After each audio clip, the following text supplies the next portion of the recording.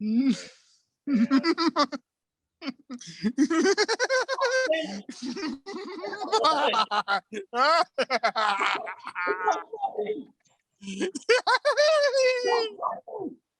everyone. Welcome to the dark side. I want to play a game.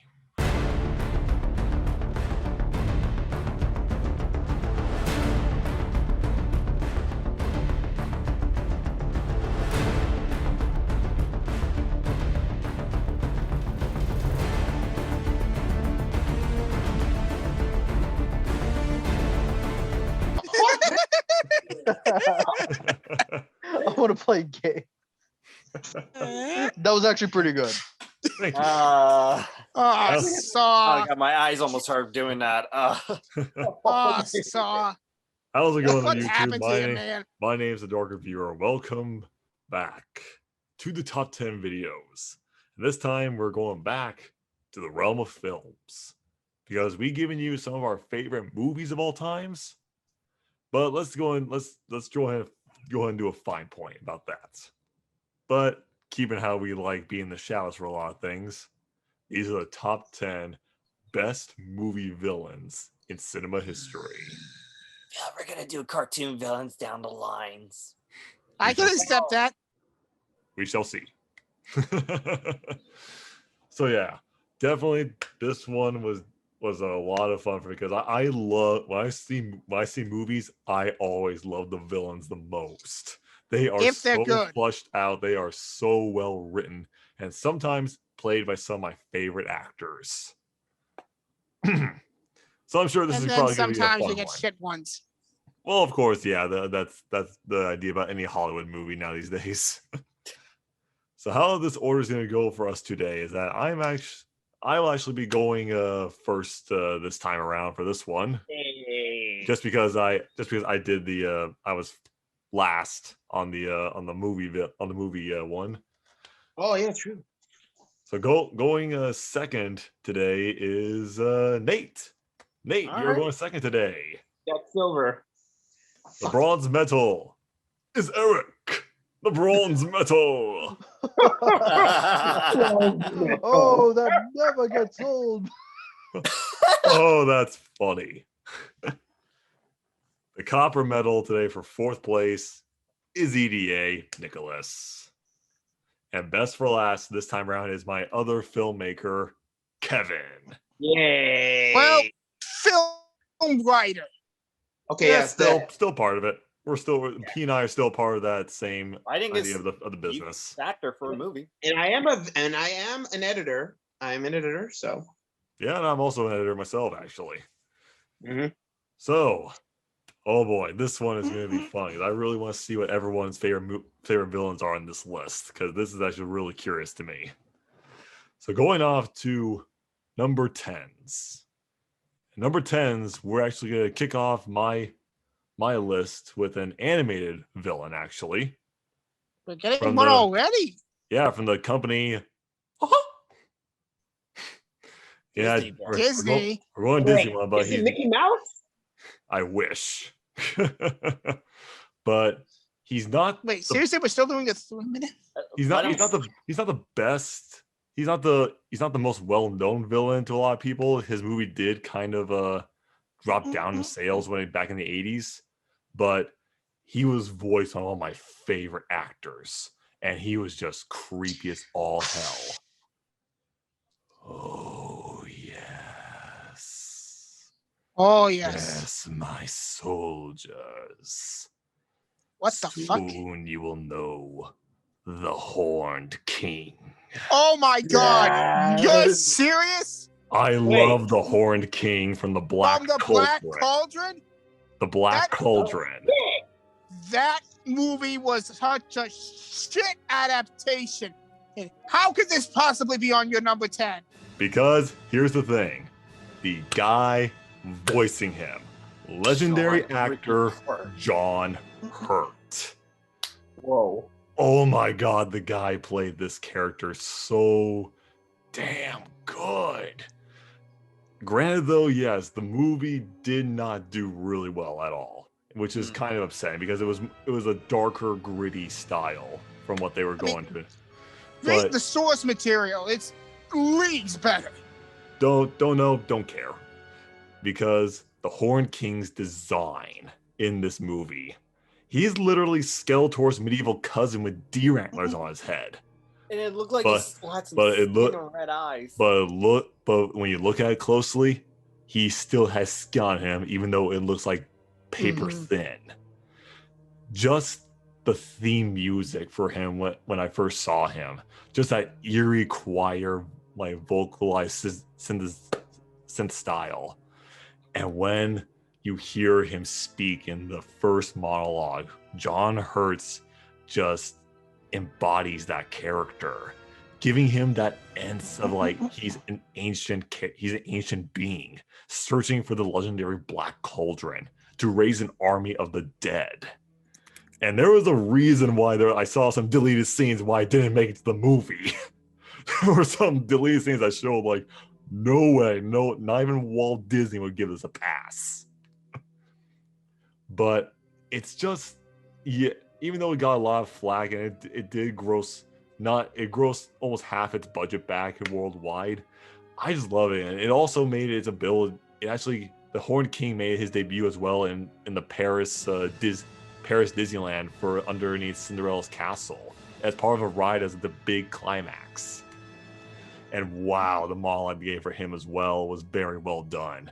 Granted, it was in a different language because they transferred it over to Tokyo Disney, but he basically, at the end of the monologue, he said, "Rise now, my soldiers of darkness, send forth to these mortals the gates of hell."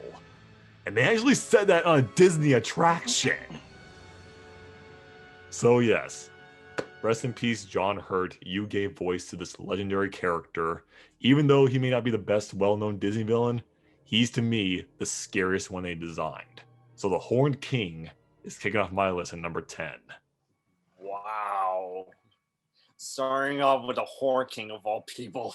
So what do you got to follow that up, Nate?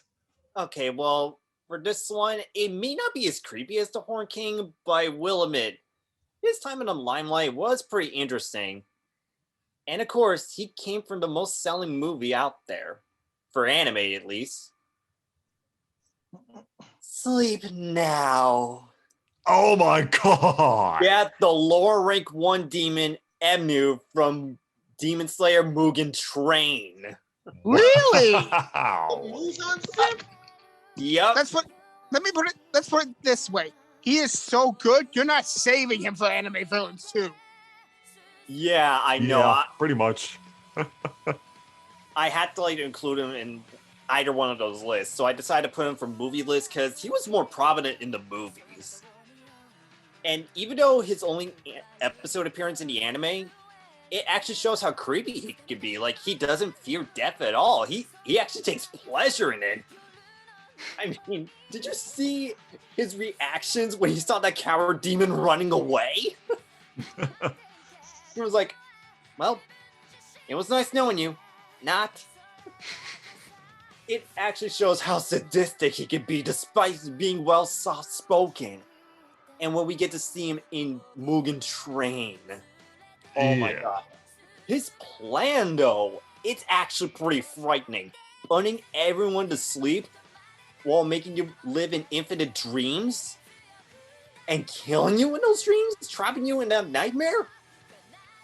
That is legit frightening. Even though he's like the lower rank 1 demon, he's still one of the most intimidating villains I've seen, which makes it even more concerning how the other upper ranks are gonna be. Oh, they're worse. Ugh, I know. Though I will say, what puts him low on the list is that he did appear in one arc, and yeah, he is pretty one-dimensional, but I will admit, his time in the limelight is pretty well spent, and he can actually be quite threatening. I mean, he did fuse with that train, and I was like, oh, Like, the fuck? yeah, I'm sure people in my theater were just looking at it in confusion too. Plus, I had to give props to Landon McDonald for the dub. He actually did a great job voicing that creepy tone. And this is the same guy that voiced Rompo and Kamo.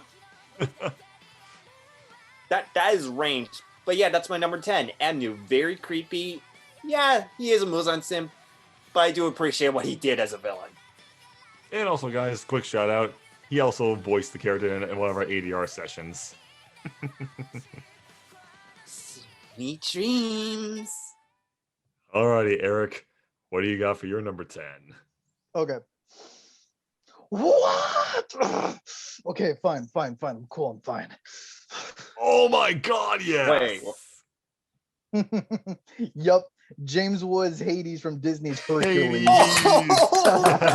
You son of a bitch. like he's like entertainingly, I don't know, he's like this mishmash of like different archetypes of evil. It's like one minute he's like very sadistic and manipulative, the next he's just laugh out loud entertainingly hilarious and dry-witted. I mean, it's James Woods we're talking about here. I had a hard time picking between him or the Falcon in Stuart Little 2 because it's James fucking Woods. He's so sarcastic that it would honestly put a lot of like voice actors or even comedians out of work, honestly. But like what makes Hades like less intimidating, however, is because of the Greek interpretation. Is because, but however, given like Americans, well, general audiences are not familiar with the high concept of Greek mythology, they simplified him down to as the Evil Satan.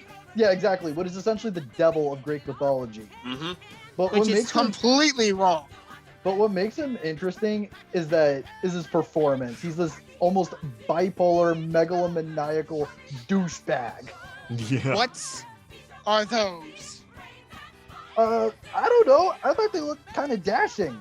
I got 24 hours to get rid of one so or the before the entire scheme that I've been working on for 18 years goes up in smoke. And you are wearing his merchandise!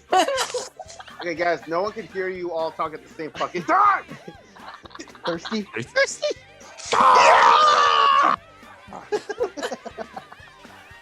Oh also, God. can we just point this out?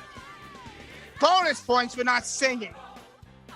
Oh, that's Oh, yeah, true, he's like actually. the Disney villain from the Renaissance era that didn't sing. Which is good. You can't be intimidating if you're singing. I'm looking at you, Frollo. I And he's enjoyed one of- Hellfire, and man. he's one of the What the most hell's wrong intimidating with you? villains. But anywho, yeah, number 10 is James Woods Hercules, though it's still arguable if it's James Woods Hercules. actually, you know what? I'm just gonna say James Woods in general because I had a hard time picking between him or the Falcon. Fuck Eric. Oh man, you're gonna clap for Hades. Yes, yo. because it's James Woods. No, it's James fucking Woods. I mean, they named a high school after him for a reason. I need to see if they have a T-shirt for that. Do it. Do it. All right, Nicholas, Nicholas, your turn. what do you got? All right, so for my list, I was ranking them on how a movie original they are. So these bottom three, they have existing source material, so they don't really qualify, but I still love them. All right.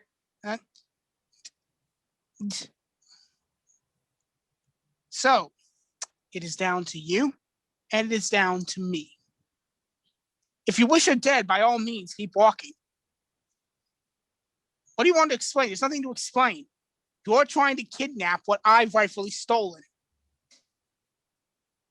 There will be no arrangement.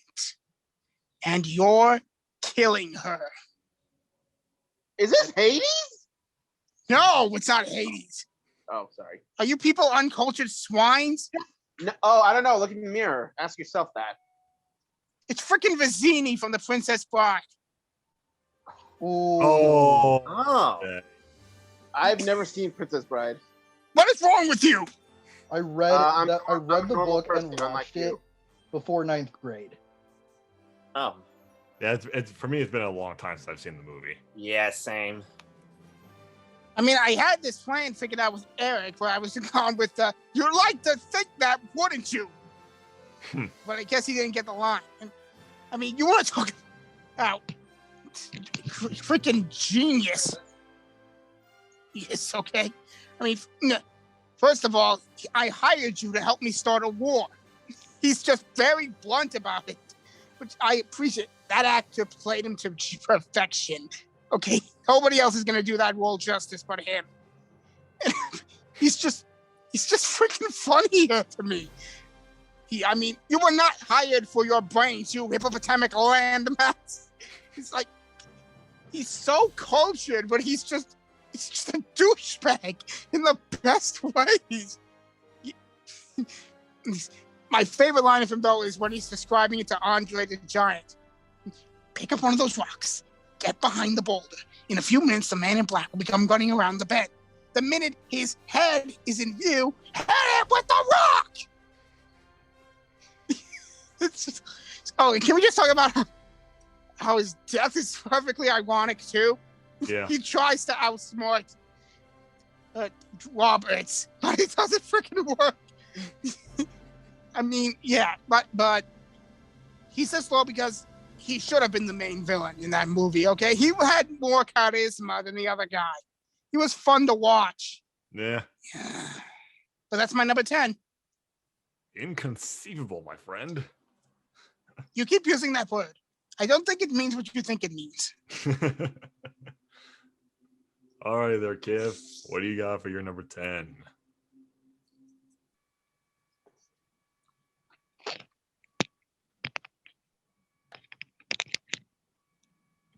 What? It is. It's your turn. Oh fuck! Sorry, I went to go get water. Water. I was talking to my dad. Oh, we're talking about zoning out. We're breaking already. Oh my god, I'm so sorry, guys. Okay. All right, so for my number 10. All right, this villain what the fuck? Guys, hang on. What is that? Is something out? What?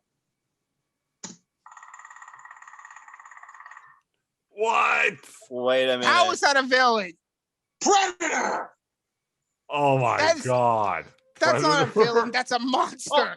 Well, monsters do count as villains, so Yeah, so fuck off, Nicholas, piece of shit. Yes, Predator's my number 10. Okay, everyone knows this. I am not a horror fan. I am not. I'm you a and me wuss. both, pal. Exactly. But That's even I admit, Predator is awesome. Like, first of all, the design. Like, do you guys not see the armor, his mask, his laser cannon? Like, that's awesome. Like, plasma thing is- caster. exactly. He is a hunter, like a pure hunter. Like, the entire race is just about hunting. Like, that's awesome. And the way they hunt, I mean, skinning your targets alive, ripping out their spines, blasting their arm off, shooting their head, like, it's so diverse. And in a way, you could kind of say they're honorable in the sense that they hunt by themselves. They don't really try to hunt with groups, you know? So, but still, like, when they take the mask off and you say their ugly face, I agree with Schwarzenegger. You are one ugly motherfucker. motherfucker. Especially the CG version. Oh. Yeah, Yeah, but- we don't talk And about that. plus, goddamn, I love how even when they lose, they're like, fuck it, blow yourself up. Like, they are such slower losers. It's hilarious. The only reason they're low is, one, I'm not a horror fan, and two, what happened to them? Like, After Predator 2, we don't know. just, I mean, I like their fight with the Xenomorph, but then shit just happened, and it's just, it boggles my mind. So yeah, Predator is number 10. Fuck you. Welcome to Nicholas. filmmaking. Well, that probably explains why we're getting a reboot for Predator. But All right, number well done, 9's. Funny how we talked about a horror, like a horror-esque style movie, because this guy is Straight straight up up horror. Oh God, And- who's it gonna be? It's I'm grinning with anticipation. Shut up, Nicholas. it's great because you guys want to play a game? Jigsaw. Yeah, Ooh. John Kramer, aka Jigsaw. Oh my god, Yeah. the recent movie. What have they done to it? After the third movie, I don't count the Saw franchise after that. After the third movie, when they killed him off. Okay. You know what? But- I respect that. When I saw the first Saw movie, I didn't know what I was going to get into. All I saw was just like this mystery, suspense.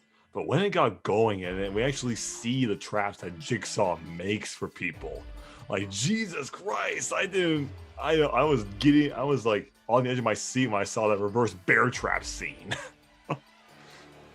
But it's just his ideology. He's one of the smartest horror characters I have seen in the medium. Just because he basically takes people who take their lives for granted, but shows them in his own twisted, delusional kind of way that life actually means something. You have to figure it out yourself. Through, of course, rigorous and various torture porn-esque traps. And my God, like, what's actually kind of really ironic as well, that he even has apprentices who actually want to help him continue his work when he's gone. Like, how messed up in the head do you have to be to follow this guy? Well, to be fair, after going through one of his traps, you're going to be messed in the head. Oh, literally, no doubt. That's why I was If you shocked. still have your head. That is also true. But yeah, after Saw 3, when they killed him off, I was like, okay, we're just diving down the rabbit hole for just torture porn, like, all throughout the rest of the series. It's like with the Halloween movies, where the second Halloween movie was just like a perfect closure. Like, Jigsaw was a good way to revive it after the shambles of Saw 7, the final chapter, but it still was just kind of a meh movie. And when I saw Spiral, I was like, okay, guys, this is really running on fumes here. Yeah, plus Chris Rock, I don't think he's the best when it comes to horror. No, he's not. But, oh yes, John Kramer in that iconic first ending of Saw, when he just easily just gets up. Stands up. And he just looks at you and wipes off the blood. You the key to your freedom was with you, and you let it go down the drain. Oh well. And then iconic theme. Game over. I was like, wow, that sent chills up my spine. The actor playing him was so damn good that his regular voice, they used his regular voice for the actual Billy the Puppet Doll for his recordings. He actually his voice is that gravelly, so it actually worked. But I'm just done. I'm done with the Saw franchise. It needs to end. It needs to stop, just like how Terminator needed to stop. But Jigsaw will always be that horror movie icon I'll always see as like one of the smartest, but also gonna be one of the deadliest. So John Kramer, aka Jigsaw from the Saw franchise, is my number 9 spot. Nah. So what do you got there, Nate? Okay, well, this one isn't technically a horror villain per se, but I will admit, that design of his is pretty badass. And quit calling him an animal. It's just Boris. Boris the animal from Men in Black 3. Wow. Yep. What is your plan? I didn't think we were getting Men in Black in here. Dang. Yeah, it was like a toss-up between him and Starlene for the second movie, because while I do love the first Men in Black movie, I will admit, Edgar, he's pretty much a try-hard. Like, I can't take him seriously. No, he's not. He's a pretty one-note kind of character. Yeah, he is. Well, he is a bug.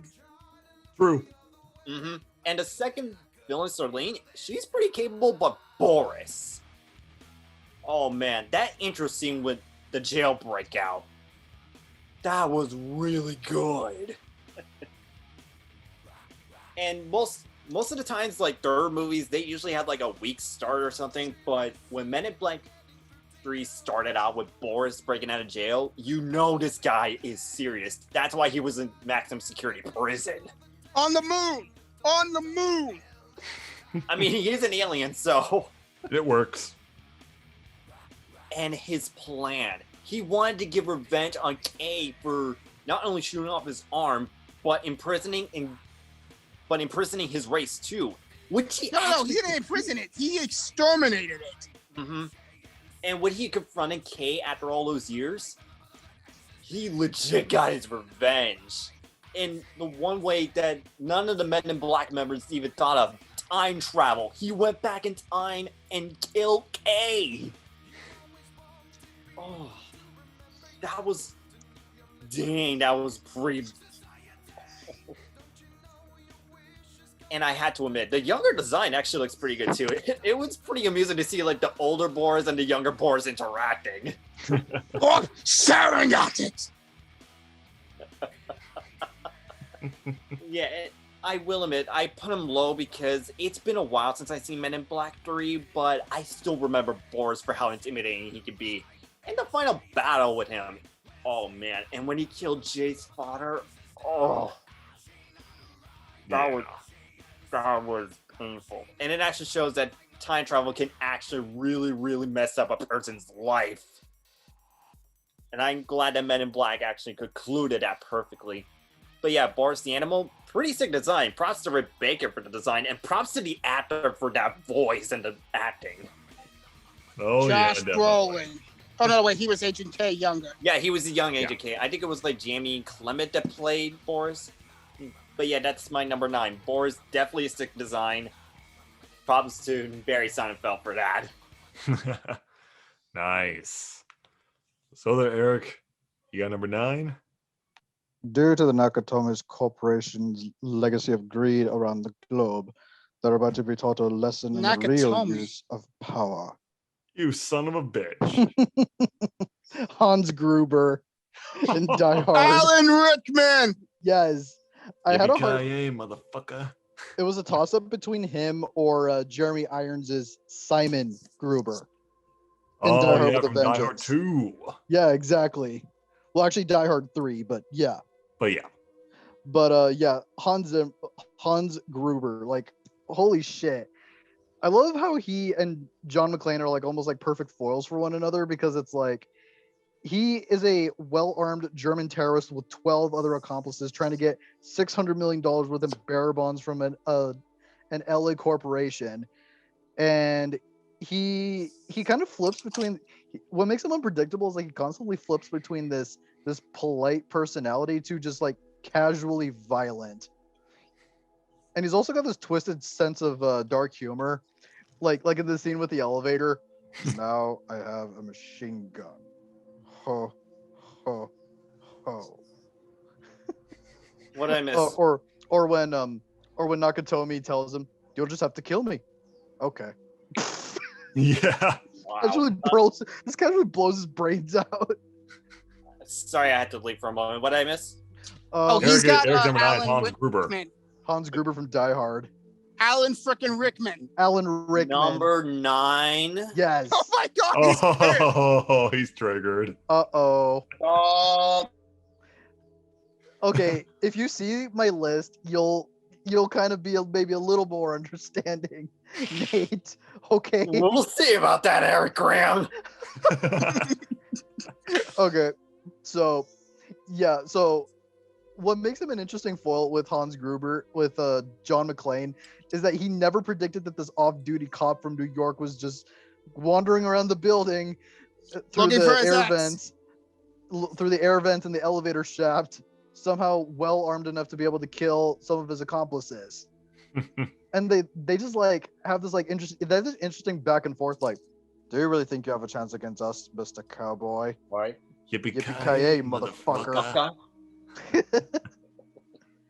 And of course, like the iconic scene of Hans Gruber that everybody keeps memeing about, when he falls. Oh, yeah. I mean, the funny story about that, for those who don't know, is like basically the director told him he was gonna say, on the count of 3, I'm gonna drop you, but instead it was 3, 2, then he did drop him. Yes. Because So they that's wanted to make the legit fear reaction on his face. authentic. His expression was just so good. But yeah, Hans Gruber, man. Rest in peace, Alan Rickman. Yeah. Rest in peace, Alan Rickman. Eric, thumbs up for Hans Gruber. You get this for putting him at number 9, you son of a bitch. Oh. Oh. Why did you The why do you have him salt. do you have him on the list and have him higher? You shall see. I'm gonna Yeah, take that as okay. a big fat yes. Where'd Kevin go? He's missing all the fun. Next, DDA. What do you I'm got right there, here. Nicholas? Oh, I can't hear you. We can't hear you. I mean, can't see you. I'm the All right. predator. I'm the predator, bitch. All right. Everybody's wearing clean underpants, right? Because I'm about to bring up something that Adam bombed everybody's childhood. What? What? Remember me, Eddie? When I killed your brother, I talked just like that! Are you kidding me? Oh What the shit. fuck's wrong with you? Judge Doom from Oh. Roger Rabbit. Wow. Okay. Let me get this straight. First, you have fucking Princess Bride. Now Roger Rabbit? Oh, come on. Even you had to admit that Judge Doom is threatening. Oh yeah. I've never Played by watched Chris. Who Framed Roger Rabbit. Watch the fucking movies! No. Christopher Well, I Lloyd, guess Kevin's man. now the uncultured swine. Fuck you, Nate. All right, yes, first scene he's introduced. All black, dead eyes. Yeah, there's a reason they call him a gargoyle. And then we get to the dip. Oh, the dip. When Oh, he came out that cartoon shoe. I love that it was literally doing nothing wrong to him, and he was just like, I'm gonna kill you. Oh my god. Jesus. Fuck. That was messed up. And then his plan. I mean, it's basically shit. What's the term called again? Whatever. It's basically gentrification. That's it. It's basically gentrification of Toontown. I mean, how else can you make inexpensive hotels, tire salons, and billboards sound threatening? That And Lambo freeway freeway. idea can only be cooked up by a tune. Not just any tune. Yeah. And then the freaking reveal. Oh, Yeah. man. Oh yeah. Everybody gets. I mean, it's such a simple effect, but it's applied brilliantly. I've always wondered what kind of Inspector Gadget cartoon he was supposed to be under that. Yeah, we Disguise. never know. We never know. Yeah, who that's his the identity horror is. of it.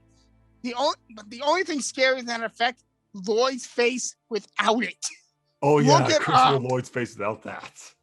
Oh yeah, it's messed up. And like a lot of great villains, his creation destroys him. That's Yep. how you know he's good. I mean, Judge Doom will forever go down as the most terrifying thing ever put in a kid-ish movie. Okay, let's just get that out of the way. Yeah. Holy crap, I still get nightmares about that dip sometimes. Rest in peace, Shu. He didn't deserve that. No, it did not. But No, also it did not. still though, props to Christopher Lloyd playing that character. I know, he played Yeah, it so straight. Fucking terrifying. I thought you Alright. said you didn't watch the movie. How can you say I it's didn't, I terrifying? didn't watch the whole movie. I watched clips, so I know the dip. Oh, the dip. Yeah. So Anyway. Kev, on that cheerful note, how do you got your Alright. number 9, man? All right, let's. God damn it, guys! I'm trying to get my number 10, but there's a virus. Shit. A virus. Here, Uh-oh. you guys know how to solve this? Oh, for Fuck's sake! Oh. Theoboromon from Digimon the movie, or as it's known in Japan, Digimon Our War Game. wow. Another anime villain. Yeah. Damn it, dude! Childhood. I You kept know them how much I like separate. Diaboromon. Yeah, okay. So let's get this out of the way. He's one of the scariest Digimon. I mean, look at this man. Look at this man. He's Is it a terrifying. man or a monster? We A don't know. man-made monster. He's actually man-made. I mean, made as a virus by this kid named Willis. Just Diaboromon started out as Craniumon, a little squid-like Digimon, before digivolving into Infamon, who broke Shonen rules by attacking during a transformation. Yeah. And then he evolves into Diaboromon. Like, holy shit. I mean, guys, he's strong. He's smart, too. I mean, he cut all phone and internet connection. All right, he made sure no one could talk to each other, and he fucking sent nukes. Okay, sent literal nukes to Ty's neighborhood. I mean, that's so fucked up. Like, Yeah. it's like this is a kids movie, and yet they have a fucking tiki-like monster send missiles to a kid's neighborhood. Like, that's fucked up. Plus It's the not- voice. The Oh, voice Jesus. of Gormon. Jesus Christ on a crush. Go back. Like, that is terrifying.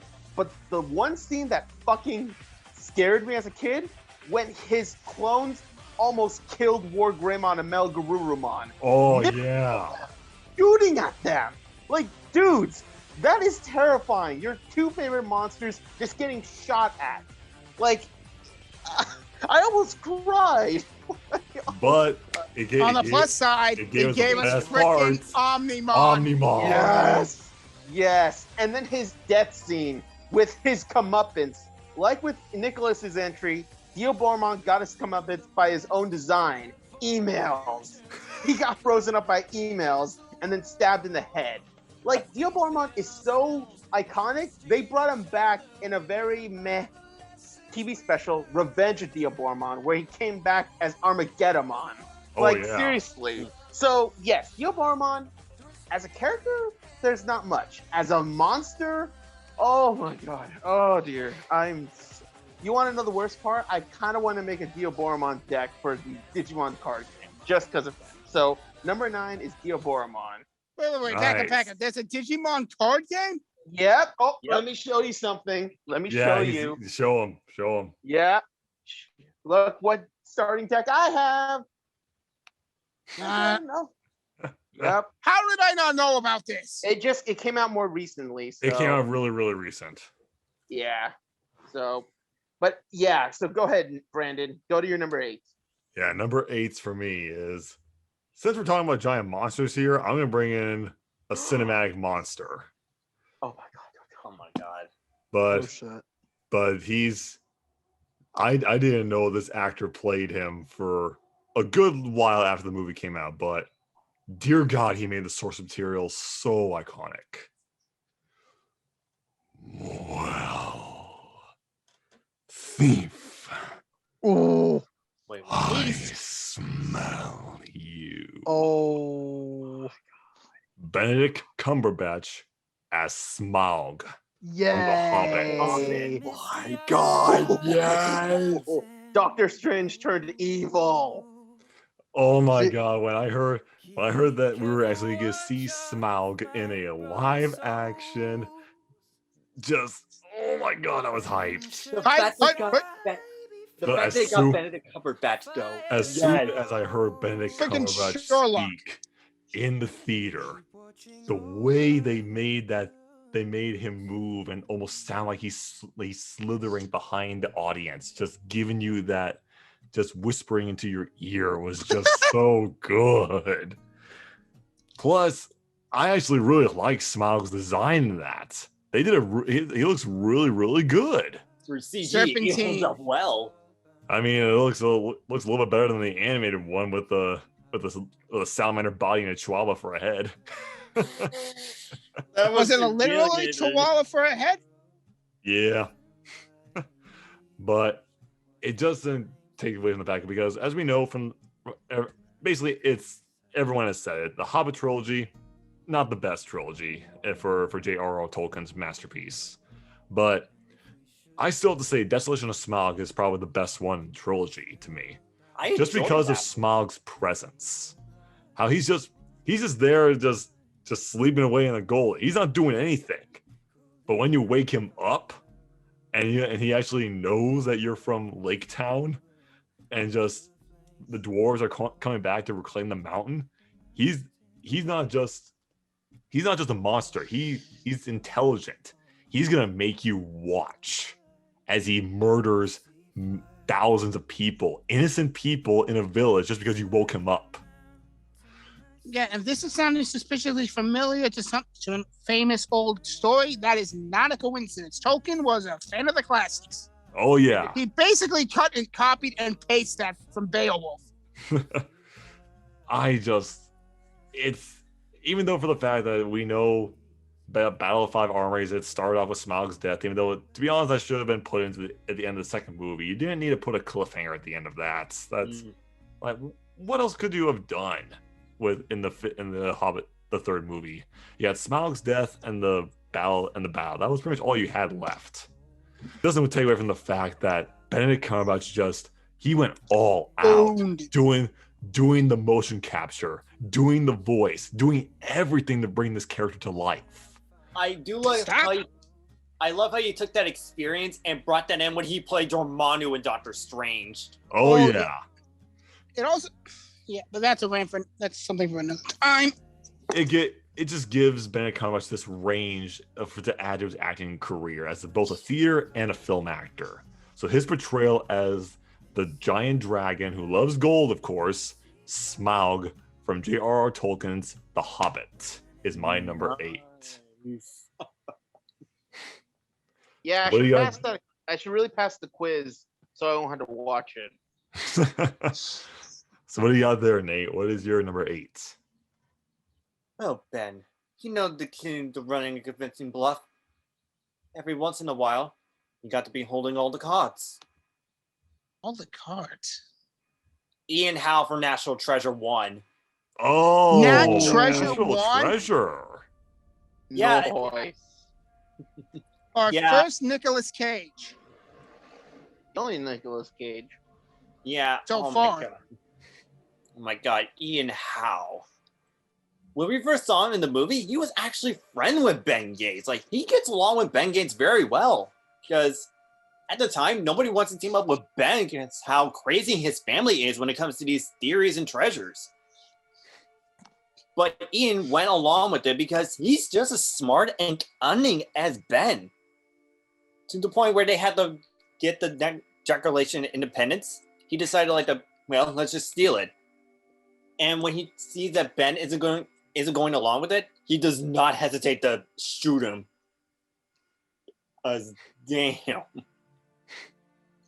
Even though he may not, he did show up a lot in the movie, but he doesn't really fully do much. But when he stalks on the main character, and when we get to that chase scene, oh my god, he outsmarted the main characters. It's like what Ben said. Ian has unlimited resources to his material, and he's ridiculously smart.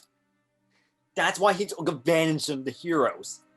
It was just impressive, to the point where he even called the FBI to get Ben out just so he could use him to take him to the treasure. And around that ending part, when he was ready to shoot them in that chamber, he was ready to do it. Until he took the clue, which that was dumb of him to take that fake clue, I will admit. Yeah. And that's why I can only put him solo, because that dumb move that was weird. But it doesn't take away the fact that Sean Bean did a great job portraying Ian Howe. He got the charisma. He got that evil factor down. He got the intelligence down too. And it's very evident when he saw one of his partners, Shaw, die. And was like, do you think your lives matter more than Shaw's? We're moving on. It does show that he doesn't even care. He's only out for himself and for the treasure. And he will stop nothing to get it. Even though he did get arrested at the end of the movie. But that's my number 8. Ian Howe, a classic Disney villain that I really enjoyed as a kid. Nat Treasure was a Disney movie? Yeah, National Treasure 1 and 2 are Disney. I did not know that. Mm-hmm. All right, Eric, your turn. Alrighty, Eric, what do you got? I'm singing in the rain. Are you serious? What? No, he's not. He is not serious. What a glorious feeling. I'm happy again. You gotta be kidding me, dude. Motherfucker. Yep. Alex from A Clockwork Orange. Oh my god. Is it? Oh my god. You sick son of a bitch. I was half tempted to put him higher up on the list, but I figured he'd be a controversial choice because, the guy's a fucking rapist. No shit. And the guy's a fucking creepy monster. He just does whatever the fuck he wants. Drogies. and he's just 16 years old. Oh, Oh yeah. my god. And like I know this is like based off of the novel, but like Stanley Kubrick managed to give him like this like he managed to direct Malcolm McDowell. Oh yeah, speaking of Malcolm McDowell, guys, is the guy who voiced Mad Mod in Teen Titans. Oh yeah. Yeah. So it's like they're pretty much the same character almost. But anywho, Alex, basically like I know it's based off of the novel, but Stanley Kubrick managed to direct Malcolm McDowell to this almost like I don't know. It's like from you since you're looking at it strictly from his point of view, it's like it's almost like he doesn't care about like how abnormal or outside of the confines of government control everything he does is. He's just like he'll do it. He's like a pure entity of instinct. He'll just do whatever comes to his mind. And I love him for that. I mean, like, of course, one of my favorite deaths of that movie, favorite kills of the movie, is when he just sneaks into some like old cat lady's house. Oh. He's just messing around with like a porcelain dick ass, and then he's just like using it to kill her. Like, holy shit! It's ridiculous, but it works. I know. It's like ridiculous and yet absurd and disturbing at the same time. Only he can Yep. do that. And it's like even if they manage to do the I forget what that treatment is called. Re-education. Oh yeah, the fine. Even after quote unquote re-education, he's still technically a bad guy. Because Oh, it's like yeah. it obviously didn't work on him. Well, to be fair, they shouldn't have used fucking Beethoven on him. He loves that. They saw anything but good Beethoven. That Oh, but yeah, number 8, Alex. Damn. I was not Holy expecting shit. Alex. Was not expecting that, dude. None of us- Listen, I love that movie. I love Malcolm McDowell as well. He's a fantastic actor. Oh, and never forget the time that he gave an old man an aneurysm. Oh my god, yeah. And Nicholas, go. Nicholas, go, please. That- Go ahead, Nicholas. What is yours, man? All right, just a heads up. I know this number, putting him this low, is going to piss you off, but he was originally number 10. Okay, so please, no death threats, no poison bombs, nothing that's going to kill me. Okay. Well, tell that to Debatable. Eric. Ah, Okay. let's start what with is the it? head. The victim gets all fuzzy. They can't You- feel the next. You motherfucker. You. What? Wait. It's Heath Ledger's Joker. You son of a bitch. Oh, You I'm gonna- motherfucker. Oh. Right, man? It's Okay, like I okay. said, these bottom three, these bottom ones are not 100% movie original. Okay, so that's why they're this. That's the only reason they're this low. Okay. Oh. That Okay, explains so it. calm down. I'm tempted to get my katana and do thunder breathing style on you. Uh-oh. I think you pissed the host off. I made Brandon quit. And Just Kevin. go. Just go quickly, please. I mean, you want to talk about messing the head? This is okay. Look, let's be honest. Jack Nicholson captured the comedic aspect to it. The comic book Joker. Yeah. Exactly. It was- Joaquin Phoenix definitely got the mental anguish part of it. Let's be 100% honest. Jared Leto got the gangster part of it. Well, Huh. arguably got a serious upgrade with Zack Snyder's Justice League. Yes, but nobody has played him like Heath Ledger, and nobody ever will again, because Jesus, fuck, he's legitimately terrifying. It's Literally, first section of the movie, he's killing off his own gang. Are you serious? He never got the Oscar for that? No, he Never did. got it. He did. Never He got it? No, he got. They gave it to him after he passed away. I said, don't forget the posthumous Oscar he got after he died. I see. Yeah, more about the Joker, Uh, please. But go on. He Yes, Jared Leto. Heath Ledger played that role to perfection. And I don't know how much of that role played an effect on his state of mind when he tragically passed. But he said at the ending, I believe you and I are destined to do this forever. Raise your hand if you would have watched him do that, truly. Jesus Christ. Also, he's a fucking, let's just be honest here, the funniest, as dark as he is, the funniest scene in that movie is the pen. No, the hospital. He's just the waving hospital. Oh, stupid yeah. thing around. He's still keeping the school bus. He keeps the school bus through the whole movie. But yes, Heath Ledger. Like, hit me, hit me, hit me. But I mean, this line pretty much sums up this version of the Joker. It's not about money. It's about sending a message.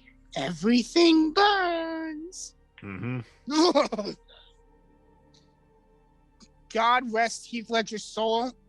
And please don't tell me that I put him this low. I was gonna say Debatable. the best. Never. I say his best laugh was his last laugh. See, madness, as you know, it's like gravity. All it takes is a little push. Push. Yeah, but Go. okay. All right, it's my turn. Yep. What do you got? Pull the lever, Crunk.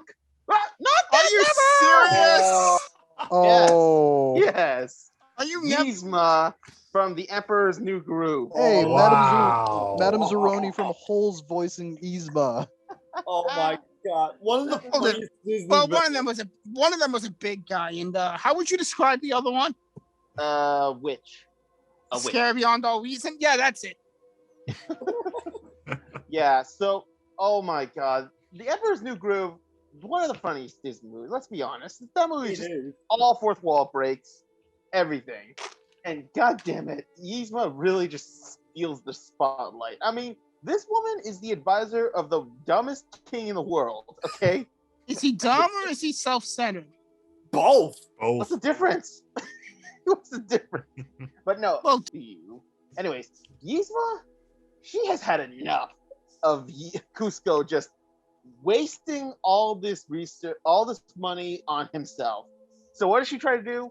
She gets her lovable but Idiot. really idiotic assistant Kronk to kill him during dinner. But he turns into a llama. and Spanish she tries- buffs.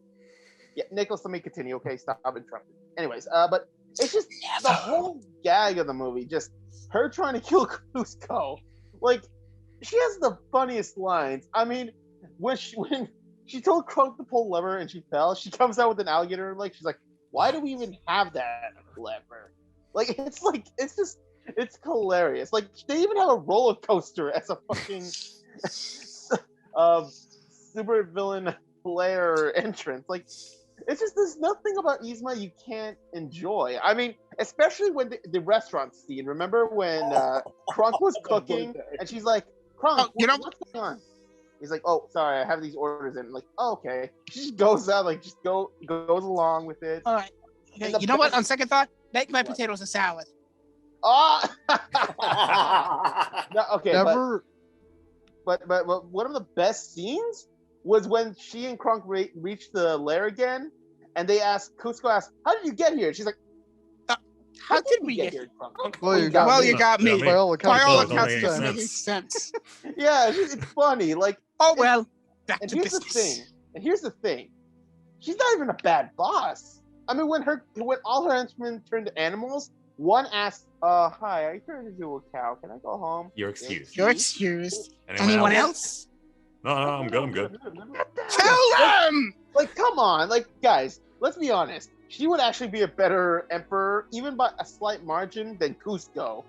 But god damn it, when she turned into a cat, Oh it was my hilarious. And then the end where she has to join Kronk's Squirrel Squirrel. Scout. Patrol. Yeah, exactly. It was Squeak, just, squeaking, squeak, squeaking, Weekend. squeaking.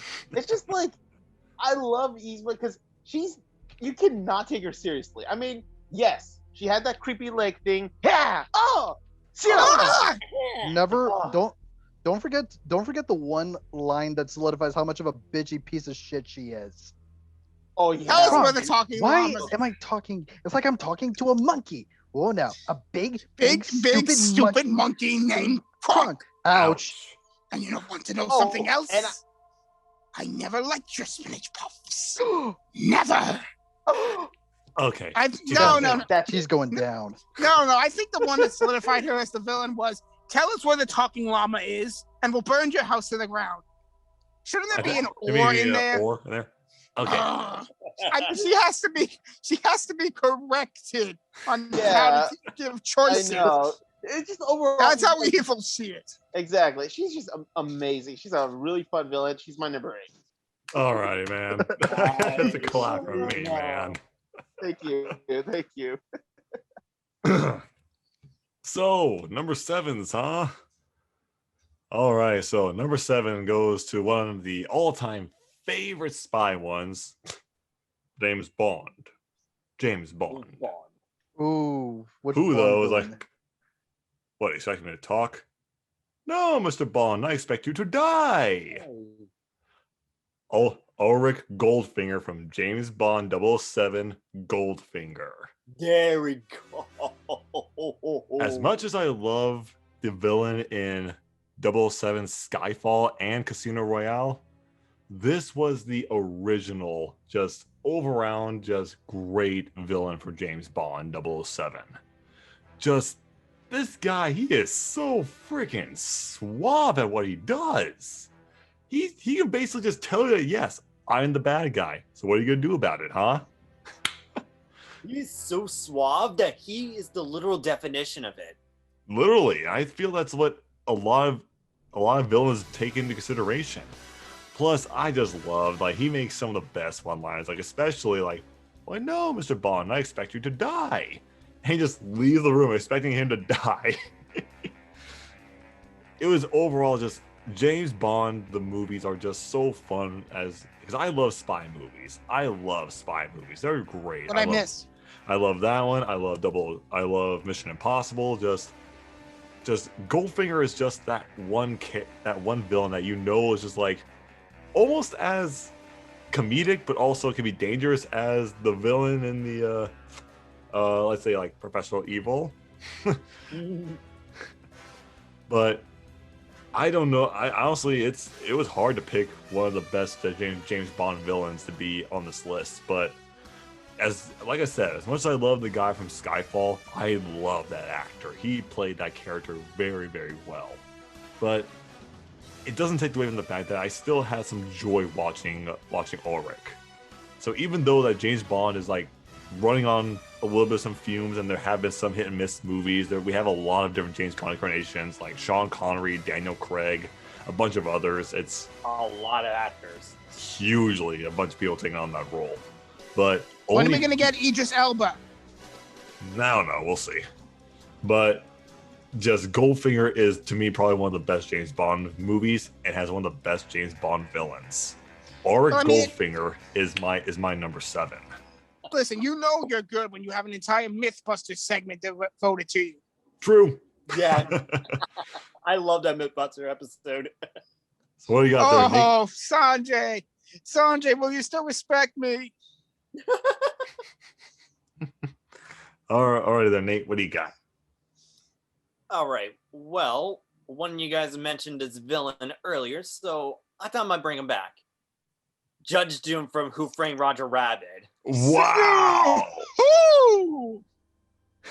Yeah, and Nicholas did cover some aspects of Judge Doom, but there are some other aspects that you kind of failed to cover. Please continue.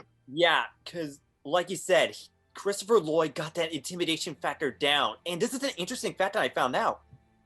You notice that he never blinks. Yeah. He has eye drops to help him focus. And the fact that he never blinks, it's actually really creepy, and it actually worked out pretty well. It makes sense that he doesn't blink because they're glass eyes. Yeah, pretty much. And even though he can be quite threatening, there are times where he can be actually a bit comical. He's here! Stop I don't know why, laughing. Did you remember what happened last time? If you don't stop laughing, you're gonna end up dead. Just like your idiot cousin. Yes, I hate our cousins.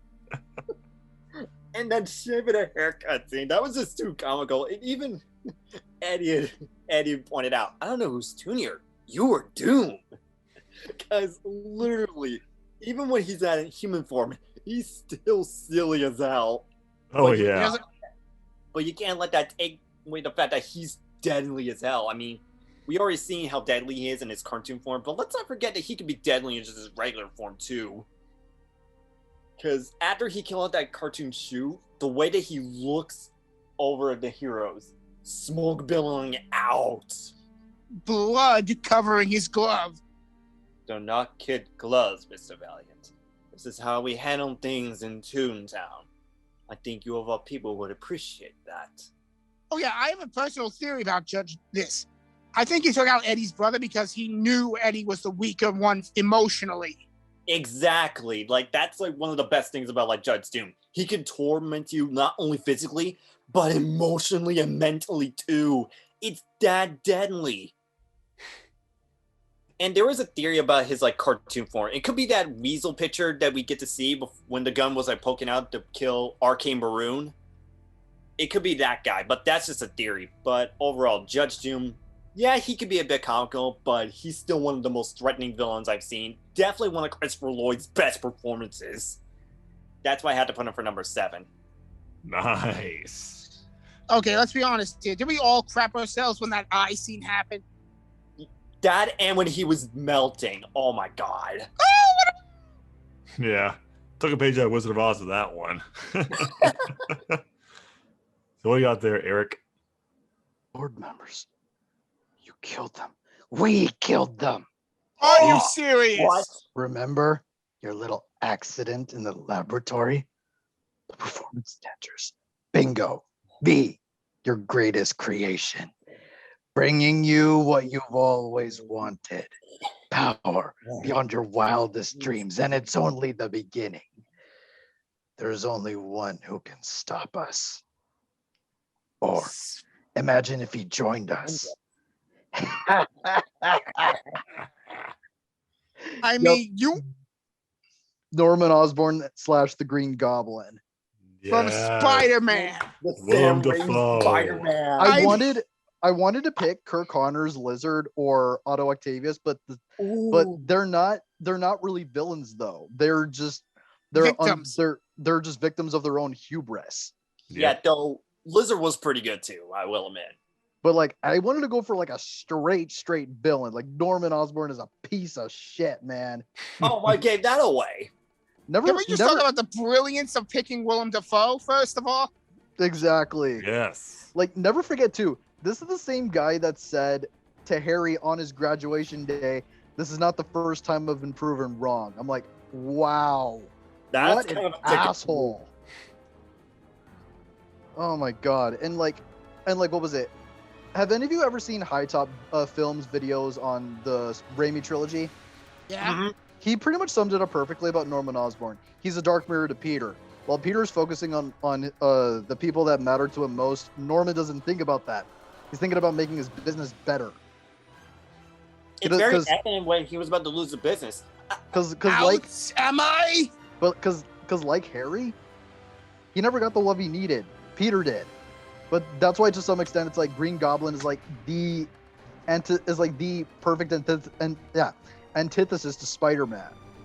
So like Kaiba. Kinda, yeah. Because like they're dark mirrors of one another. And it's like, ugh.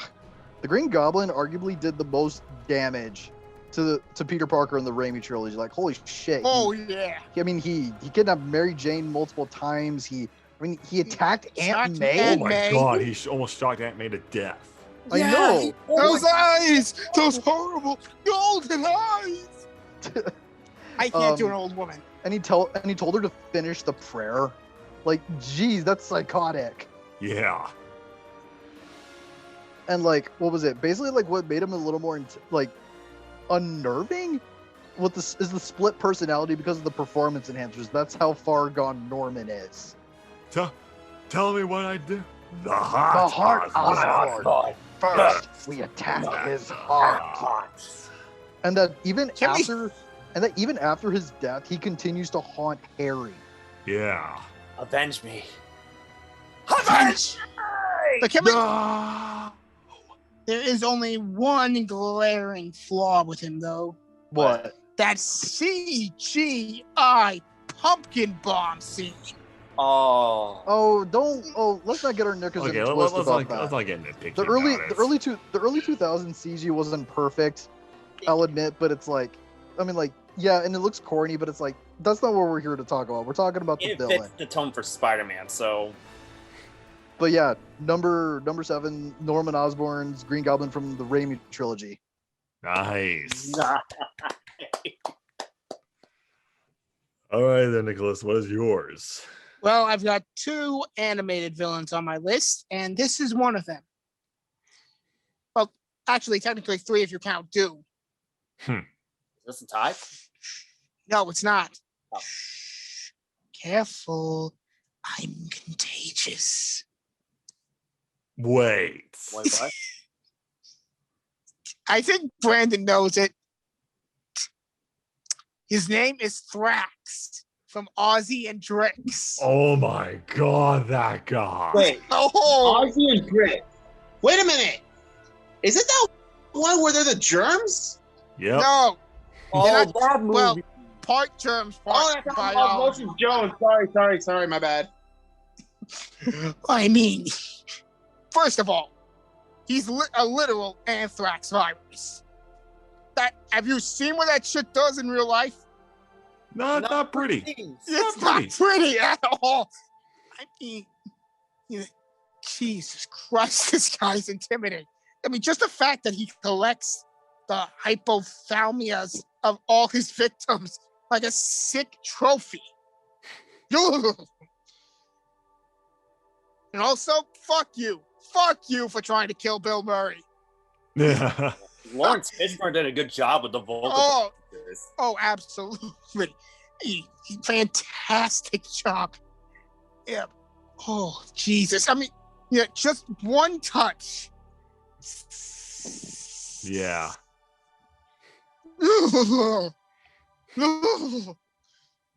Jesus. And yeah, I mean, I don't know what's more terrifying, him or his death. Oh It's yeah, just- that's actually kind of freaky. It's Oh, especially because it's still like a skeleton too. I mean, the freaking rubbing alcohol of all things finishes him off. Jesus Christ. And I'll be 100% honest, the movie's not great, but this guy made up for it. He Oh, carried yeah. it pretty much by himself.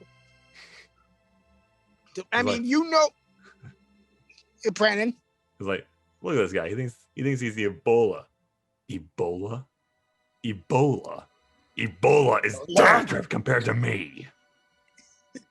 I mean, you know you're badass when the opening of the cartoon show, the first episode of the cartoon show, has a lame version of you as its first villain. Yeah. Think about that for a second. That is my number 7. Wow. Damn, I did not think we were gonna expect get that at all. Yeah. That's pretty much been the theme of my list so far, wouldn't you say? Yeah, probably. Mm. So, Kevin, what do you got? Okay, is it my turn? Yes, it is, Yep. buddy. Oh God, is it a Yu-Gi-Oh 1? Okay, I only have one anime. Okay. Good. All right. Because all right. They'll see. They'll see. And they'll know. They'll say, why? What? She wouldn't even harm a fly. On the fly. Psycho. Norman Bates from Psycho. Oh, Norman Psycho? Bates! I was half tempted to put him on the list. Oh, Oh my god. Wow. you guys don't. You really forgot that iconic quote where he was in the I jail couldn't really just hear you, dude. I thinking- couldn't really hear you. You were kind of quiet, okay. the audio.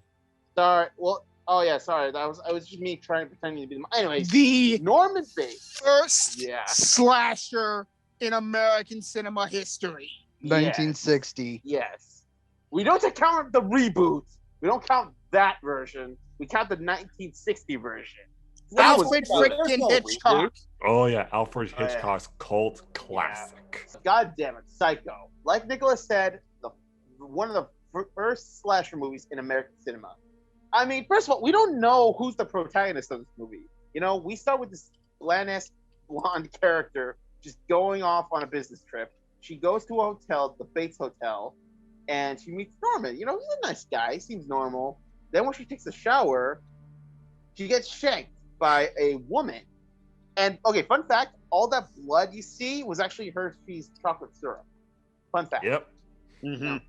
I mean, But Thank- still, then Norman, when he finds the body, he freaks out and decides, you know, bury it in a car, you know, push it down the river, make sure there's no evidence. Then people start looking around. They're like, what is this? What is going on? And then we get the reveal that oh, Norman is the one that's doing it. But the way he's doing it is fucked up. I mean, we hear about this mother. We hear Norman's mom calling him. And it's just like, okay, so is the mom the murderer or is it Norman? We don't know. The whole movie's a mystery. Then the main character, I forgot the main character's name because she's boring. She finds Mrs. Bates, turns her Oh. around, it's a skeleton, and oh my god, for a 1960 movie, the effects were good. I thought Oh, they were yeah. really good. It was Oh, pretty yeah. much practical effects. I know. And then when we see Norman in his mother's clothes, I'm like, holy shit, this man is unstable. there's Like, you really this don't whole- need to be much creepier when you're a grown man in a dress.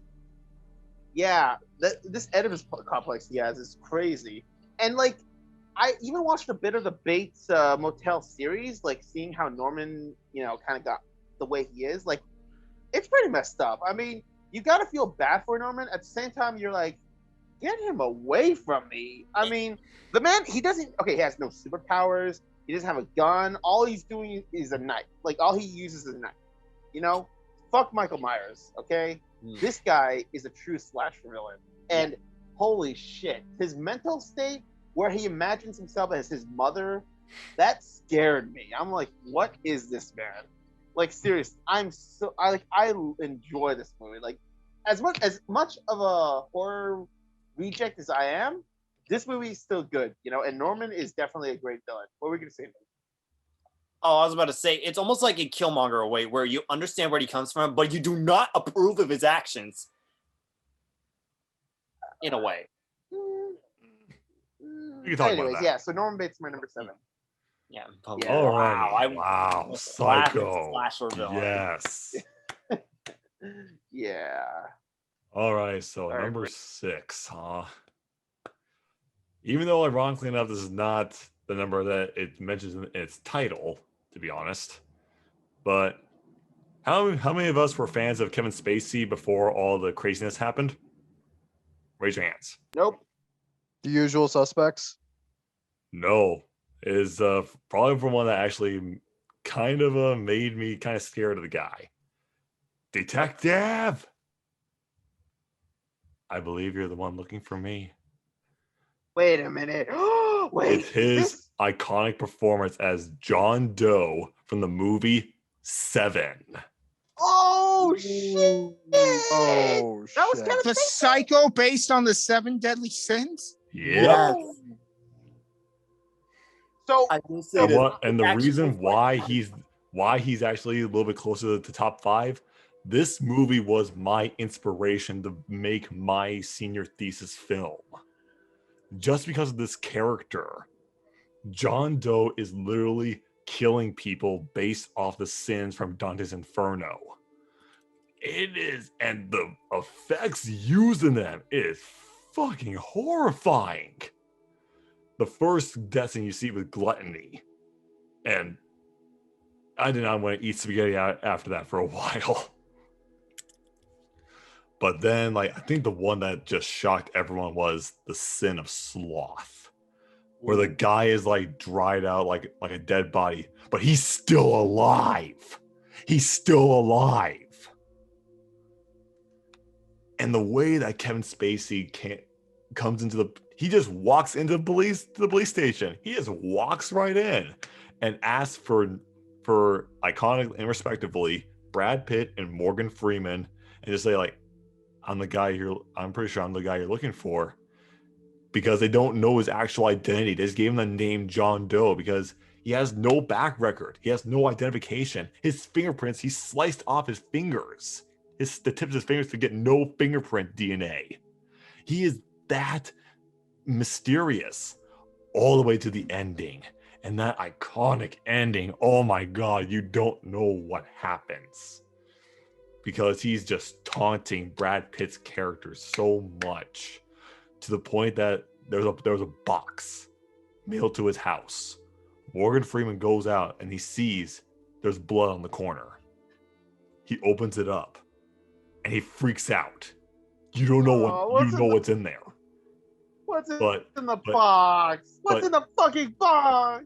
We never know. But the theory that always goes out is that Morgan Freeman freaks out. He runs. He just runs like a bat out of hell back to Brad Pitt, telling him, don't do it. Don't shoot this man. Because he was taunting him about his wife. And the theory goes at the end of that movie, that was probably a piece of his wife or his wife's head in the box. But we never know. They never show the box, what was in it.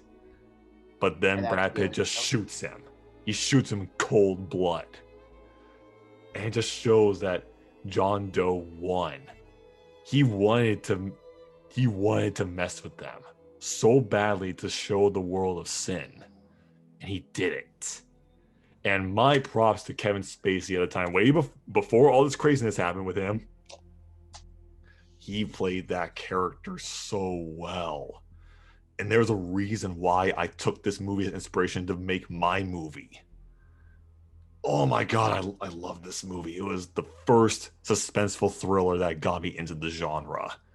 And it was the way this character was written, with one of my favorite books ever, Dante's Inferno, was mixed into the story. And that's why I had to put it here. John Doe from the movie Seven is my number 6. Dude. Wow. Wow. What's in Yeah. the box? What's in the... I think it's I Oscar's feel like- parents. Oh, that's what I was gonna say, bastard. Wait, oh no, we weren't supposed to spoil for Nate. Oh, fuck. Oh well, Wait, fuck what? Nate. All right, go ahead. Well, Hey. speaking of Nate, Speaking of Nate, what do you got for your number 6, my friend? Well, I didn't catch the spoiler, but all right. okay. Okay, well, this is my first tie. Oh, great. And the first one, death is only the beginning. It's only the Lord you serious? Blackwood from Sherlock Holmes. Oh! There it Sherlock. is. And the second one, come now. You really think you're the only one who can play this game?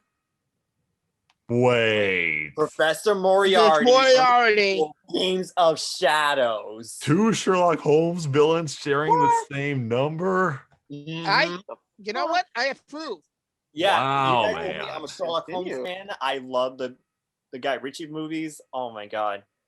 Who you want me to start off with? Blackwood or Moriarty? Blackwood. You pick. Go in the You order. pick, man. All right, I'll start off with Blackwood because oh my god.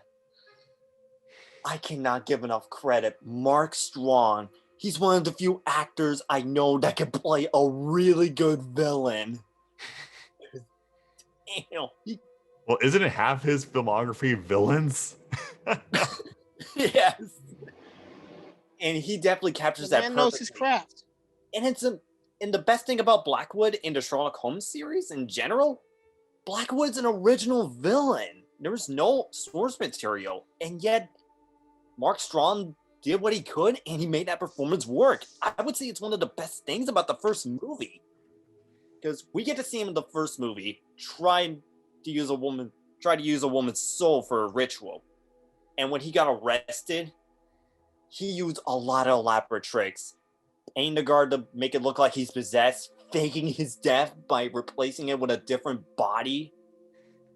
And of course, using alchemy that convincingly looks like magic. Like Yeah. using his tombstone as a fake, killing his father with chemicals in the bathtub. Oh man. But I think the creepiest one, in my opinion, and the one that kind of scared the crap out of me when I was a kid, is when he kills Standish. I wouldn't do that if I were you. He looked away, and when Standish fired his gun, it set him on fire, and he just looks away. Oh my god, that death scene. Oh. I'm not sure that was CG or practical effects, but it looks good. And when he would try to kill him with the air element with the toxic fumes, it didn't work, but his death scene, though. It's like that quote I use for movies. First, the world will see you for what you are, a fraud. And you will be hanged, properly this time. It's a long journey from here to the rope. For God's sakes, Holmes, cut me loose. Oh my god, that death scene, no. I thought he was gonna like fall into the water, but no, getting hanged by chains. Ow. Yeah. That's gotta hurt more than a regular rope. Well, to be fair, he was going to be hanged either way. This one was just quicker. Yeah. Yeah, props to Hans Zimmer for orchestrating those music tracks whenever Blackwood shows up. And it's very iconic that a crow was following him whenever death approaches. And how ironic that the last crow showed up for his death. How ironic. Yeah. It's like the old quote, nevermore. Nevermore? But enough about Blackwood. Let's move on to Sherlock Holmes' biggest enemy, Moriarty. Professor James Moriarty. Yes. He appeared in the first movie, but we never got to see his face because it actually shows that he was manipulating everything the whole time to the point where he wanted to get one of Blackwood's inventions for his own benefit. And it actually shows that he was one step ahead of Holmes. He's the only one that can outsmart him. And it was very evident in the second movie when he killed Sherlock Holmes' lover. And he was like, I no longer require your service. Oh, man. And the fact that he got everyone to leave the restaurant, that makes it even more creepy, I have to admit. And when he meets Sherlock Holmes at the library, at his school, it actually shows how deadly he could be. And when he found out that Watson got married, he was like, well, you may not look like it, Holmes, but I already made the first move. And he did when he sent assassins to try to kill Watson and his wife. Oh, man. I think and the most impressive thing I had to say is that opera scene when he was just like watching the opera and he blew up the other building. The face he was making, though, he was like, I can't believe I actually did it. I don't know why, but that was just so comical to me. While playing like Don Giovanni. Only Jared Harris can make that look and make look good, too. And the final showdown. To think it all comes down to a game of chess. And to those like mind predictions, oh my god. Say what you want about like the second movie, yeah, it's not as good as the first one, but I will admit, I love how they took a page out of like one of the old books with the death of Sherlock Holmes when he and Moriarty fell in the cliff. Oh man. It's only fitting that the rivals died together. Yeah, it is pretty fitting. And a lot of people always wonder where I got my love for detectives and why I love Arthur Watson from Ruby. Well, you could say that both Blackwood and Moriarty are great examples of great smart villains in the detective genre. I love them both equally. Props to Mark Strong and Jared Harris for their performances. That's my number 6. Nice. Nice. Oh yeah, I honestly, I'm really curious how they're gonna do the third Sherlock Holmes movie. Yeah, I'm curious of what villain they're gonna go for it. But anyways, Eric, what do you got for your number 6? Do you fear death? Do you No. feel What? that dark abyss? Wait a minute. All your deeds laid bare, all your sins Punished. punished. I can offer you an escape. Davy Jones. Davy Jones. my God. Motherfucking Jones. Davy Oh, Jones is the best Pirates villain. Oh yeah, man. Can we And- just talk? And let me hook you with this, guys. He's basically let me hook you with this, guys. He's basically the Thanos of the Pirates movies. Yes. Except he does shit in the first movie he's introduced. So here's my case for why he's basically the Thanos of the Pirates movies. He's constantly obsessed with the notion of death. I mean, the fact that he has to sail the Flying Dutchman every 10 years just to ferry the souls of the dead. And of course, some of that backstory comes with a very tragic premise involving the water entity Calypso. Oh yeah. She never showed up to the surface. So out of bitter resentment, he just decided to not do his duty as the captain of the Dutchman. He just sailed the living mortal realm as much as he wished. And of course, he tormented Jack in Deadman's Chest with the deal that he failed to live up to 13 years prior. If he helped Jack raise the Black Pearl, or formerly the Wicked Wench, from the ocean floor, then he has to become a crew of the Dutchman. 100 years in servitude aboard the Dutchman. As a Or- start. Or equal payment. 100 souls. Jack's 30 soul is worth 100. And of course, as a reference to the 100 slaves on the Wicked Wench, which Jack would comment to Beckett, they're not cargo.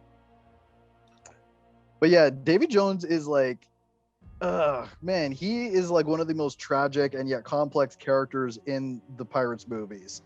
Arguably more so than Barbossa. Well, Barbossa evolved into more like anti-villain, anti-hero situation Yeah. after the first He movie. wasn't- So He wasn't really a villain for the most part, though. It's Another that victim. It's that he and Jack were more foils. Jack is the selfish, foolish, bad Naivete. boy, coward. But Yeah. Barbossa's the more organized, structured leader. And I would argue to some extent, but it is a debate who's a better captain of the Pearl. But that's besides the point. Davy Jones is just an intimidating villain. I mean, his first intro scene, like when you see him through the what was it? the spyglass. The spyglass, and then he's just right there, like Jesus. Only Oh, the also- Giants also do real- that. Also, fair nose, guys. Watch my Pirates ADR scene where I voice Davy Jones. Tell me how it did. Most of his intimidation comes from Deadman's Chest because he's the villain. But then at World's End, you kind of see he seems a little less villainous and more tragic, especially when considering the title of the movie. As Beckett said, the immaterial has become immaterial. Mm-hmm. A lot of the pirate world was being ripped away and was being ripped away by the East India's Trading Company indiscriminately. They just used Davy Jones as an asset essentially. Davy Jones, man. Yeah. Can we also Especially- talk about his design? Yeah.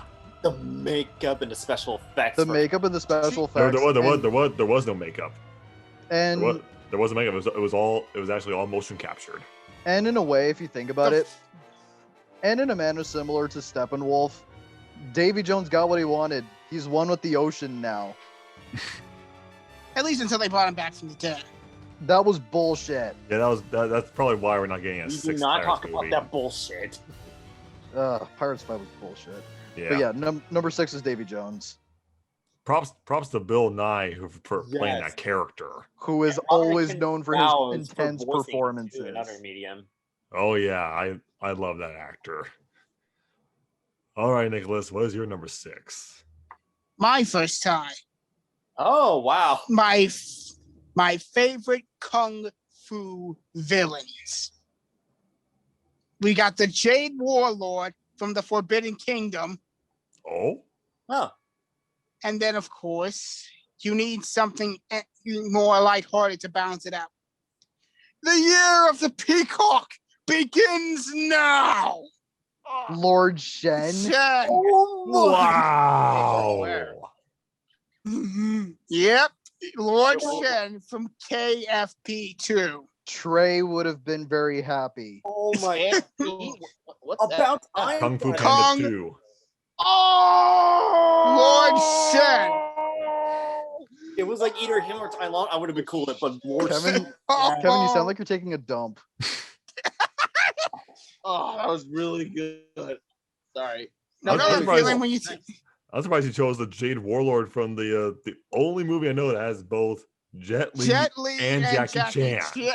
That's why it's on this list. It's my favorite. Wow. I'm mean, not first- complaining, buddy. Talk about them. Go. Okay, first of all, Jade Warlord. I mean, you want to talk about a tyrant. First of all, he freaking tricks the Monkey King, Sun Wukong, and turns him into a statue. That is just evil, man.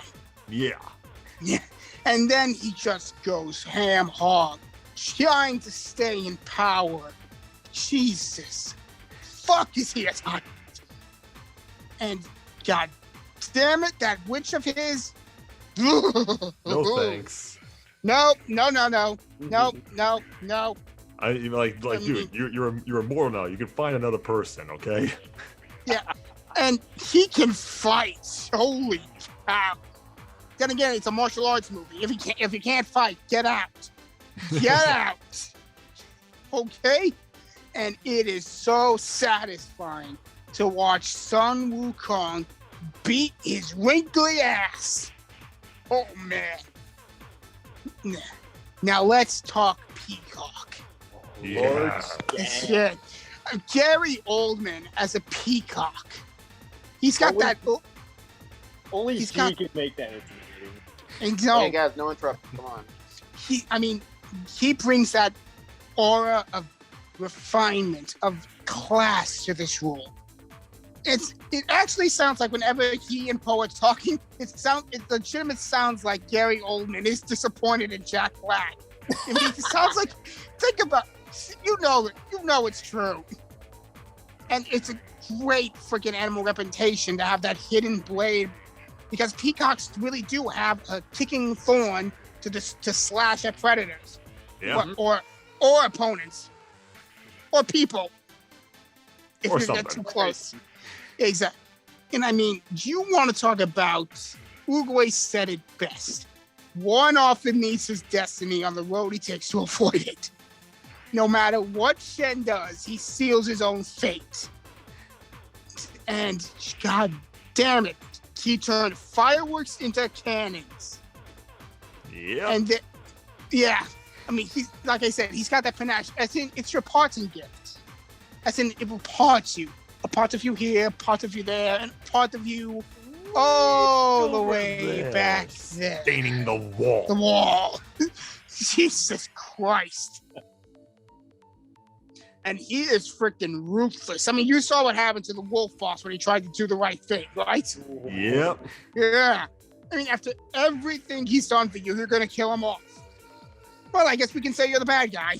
And I mean, look at the final fight between him and Poe. Poe never throws a punch. It's always dodging.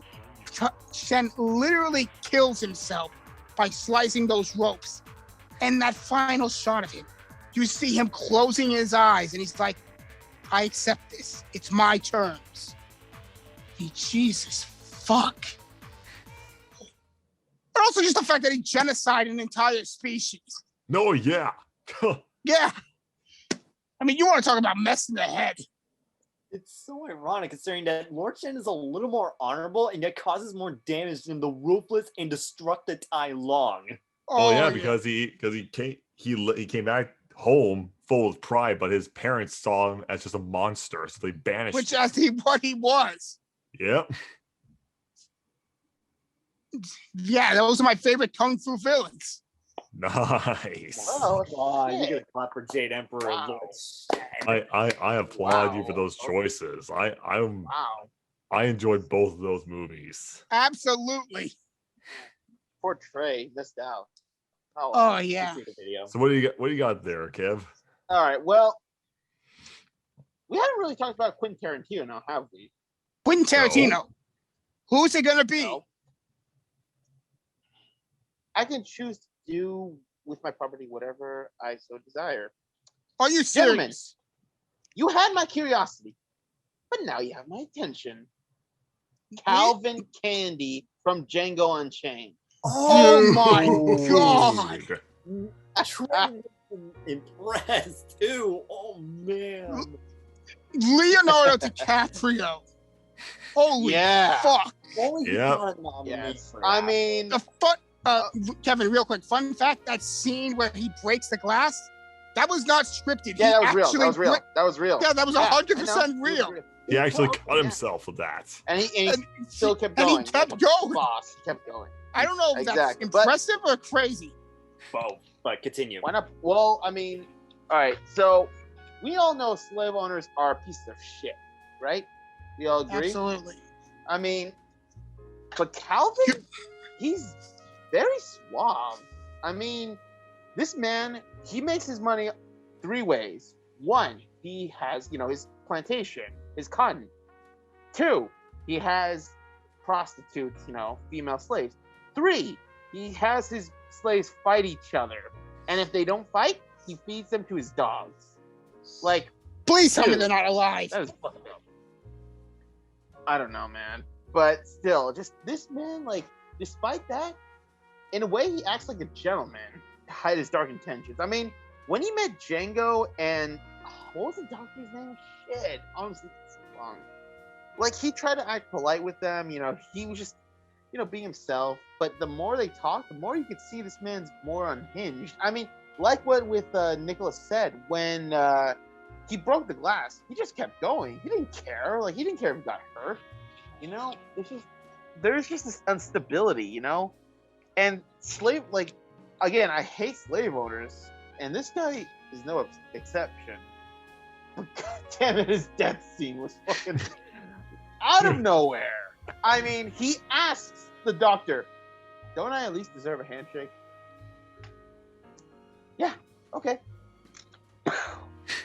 Like, dude, that was hilarious. Like, that was out of nowhere fun. It was like when Samuel L. Jackson cried out, he's like, "No!" And then his guards killed the doctor. That was pretty cool. But the thing that makes Candy even threatening, he has Django's wife. Like, it's just, I don't know what to say. I don't know what else to say because it's been a long time since I've seen this movie. But yeah, Leonardo DiCaprio, he should have gotten the Oscar sooner. I'm glad he got it for Revenant because that movie was fucking awesome. Yeah, it was. That's my number 6. Damn.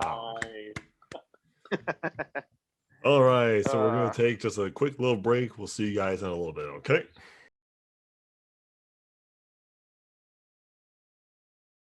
All righty, going off to big leagues. Number 5, guys. So this is my only anime villain on this list, actually. The big brother to my favorite villain, Frieza from Dragon Ball? No. Cooler from Dragon Ball Z, Cooler's Revenge. Oh, Cooler! Oh, my He needs more credit. Nicholas doesn't give a shit about it, but you know it. I love Cooler, man. As soon as I saw him in a Dragon Ball Z only standalone movie, though. Plus, he also got a sequel, actually. When I saw him, oh my god, he was cool. Pun intended. Literally. But the idea about Cooler is that he is like Frieza, but he actually has honor. He actually cares about a good fight. Especially when he's honestly, let's be real, he is actually smarter than Frieza, and to be completely honest. Yeah, in comparison, it's very evident. He's very tactical. He hones his own skills because of his own pride and determination to be a better fighter. And my god, his 4th transformation. Oh, that was so good. even although the English dub for Goku made it sound a little bit weird and actually kind of a joke, when Cooler finished transforming, he's like, "Whoa, man, he's huge." I was That's like, what she said. exactly right. But I just, as soon as like Cooler was just wailing on him, breaking no sweat whatsoever when he fought Goku in that fight. Even just taking a Kamehameha to the face and just flying through it to nail Goku again. He is so powerful. I was honestly upset when I saw him get killed off, but then he returned in a better mechanized version as Meta Cooler in The Return of Cooler. Oh my god, yes. As anyone here likes Team 4-Star, I do. As like, so we meet again, Freezer, Cooler. Yes, I have returned, dumbass. Goku, dumbass. Because Goku is a flippin' dumbass. It really Like, is. that way.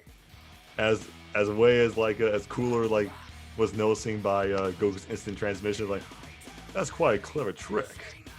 Like, you like that one, huh? Huh? It's called instant transmission. I know. It's one of my favorite techniques. Your favorites? And he just gets a punch to the face.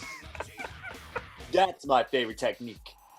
Oh my! Like, what's that on your face? What's one of my? A fist. Oh. There's something on your face. It was pain.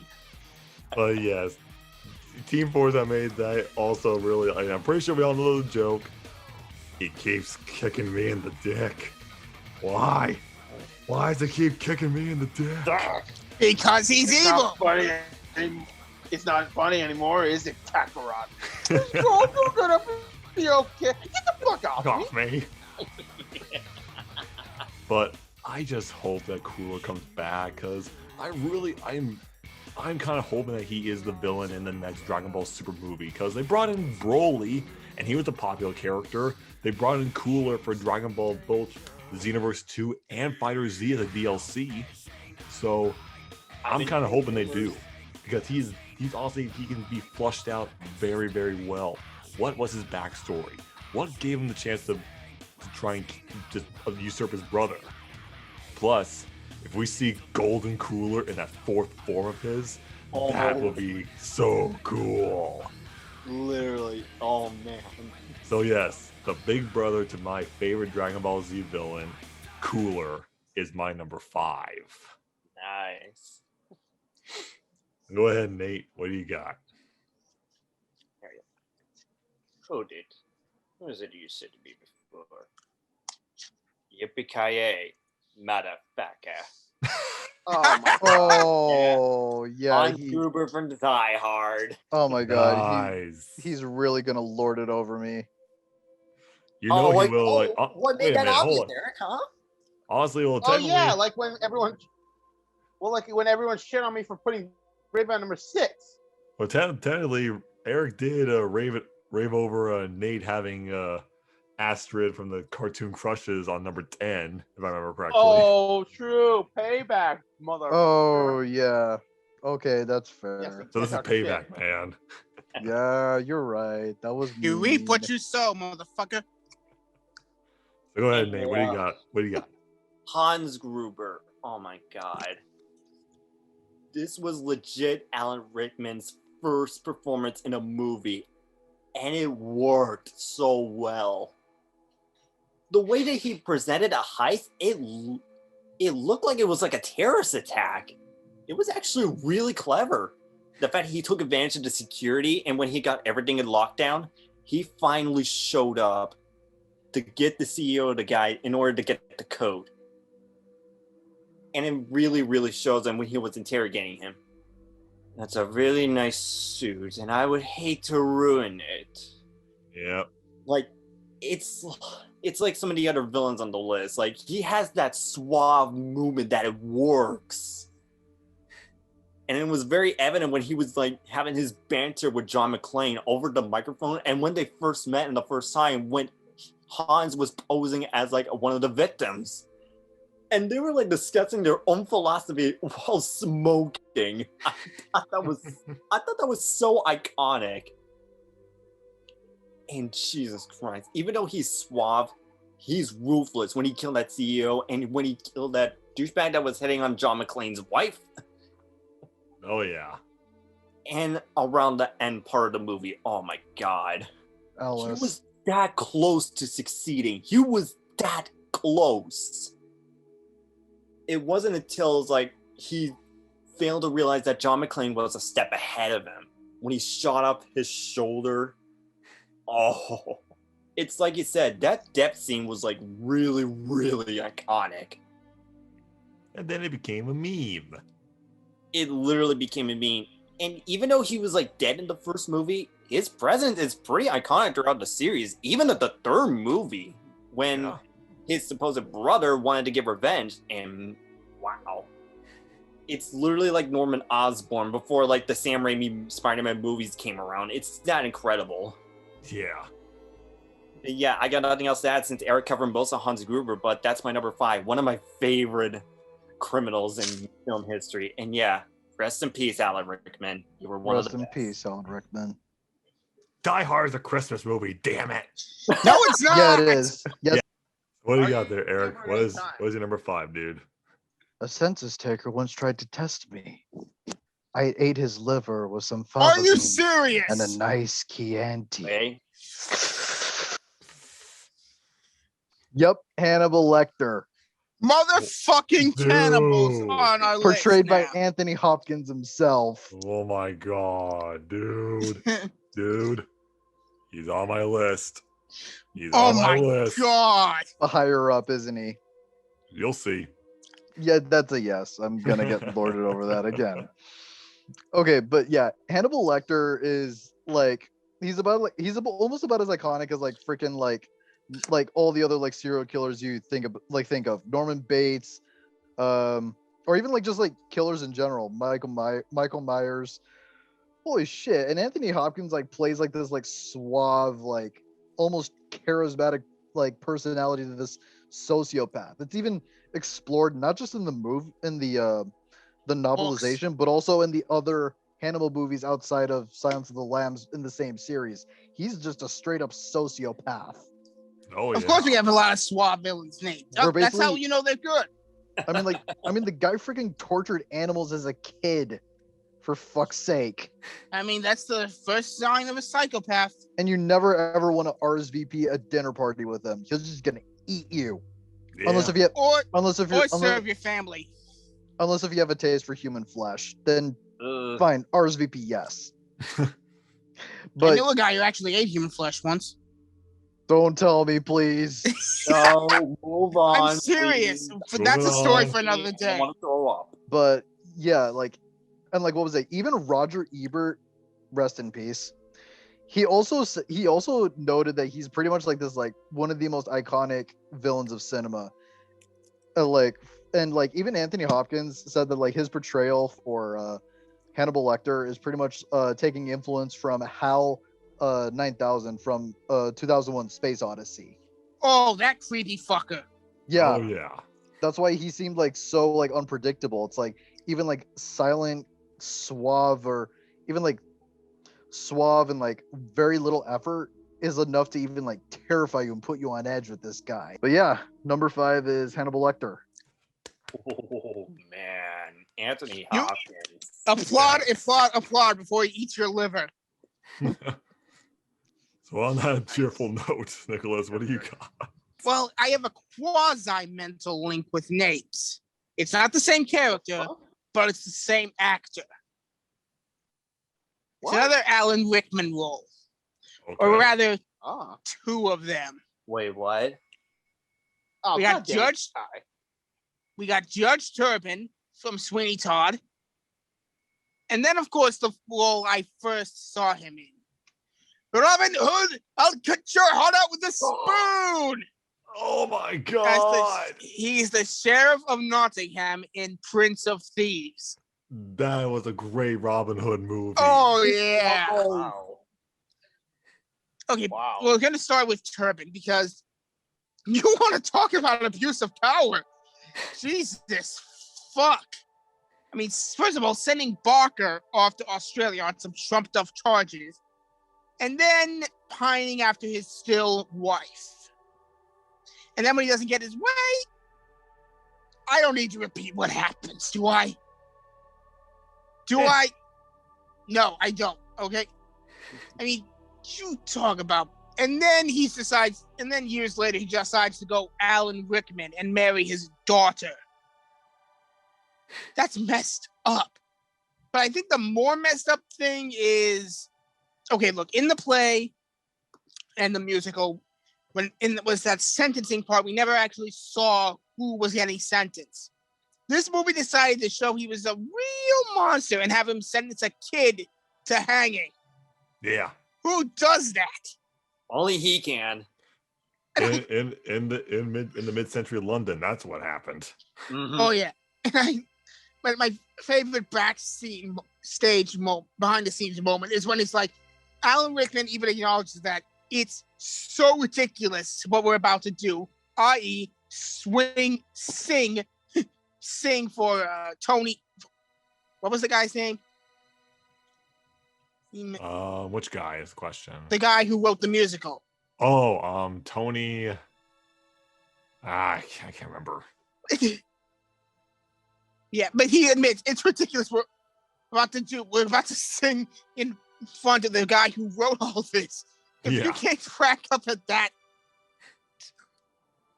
But now we go medieval on our ass with the Sheriff of Nottingham. Like I said, this is the first Alan Rickman role I ever saw. He played that perfect balance of unhinged and humorous. Because holy hell.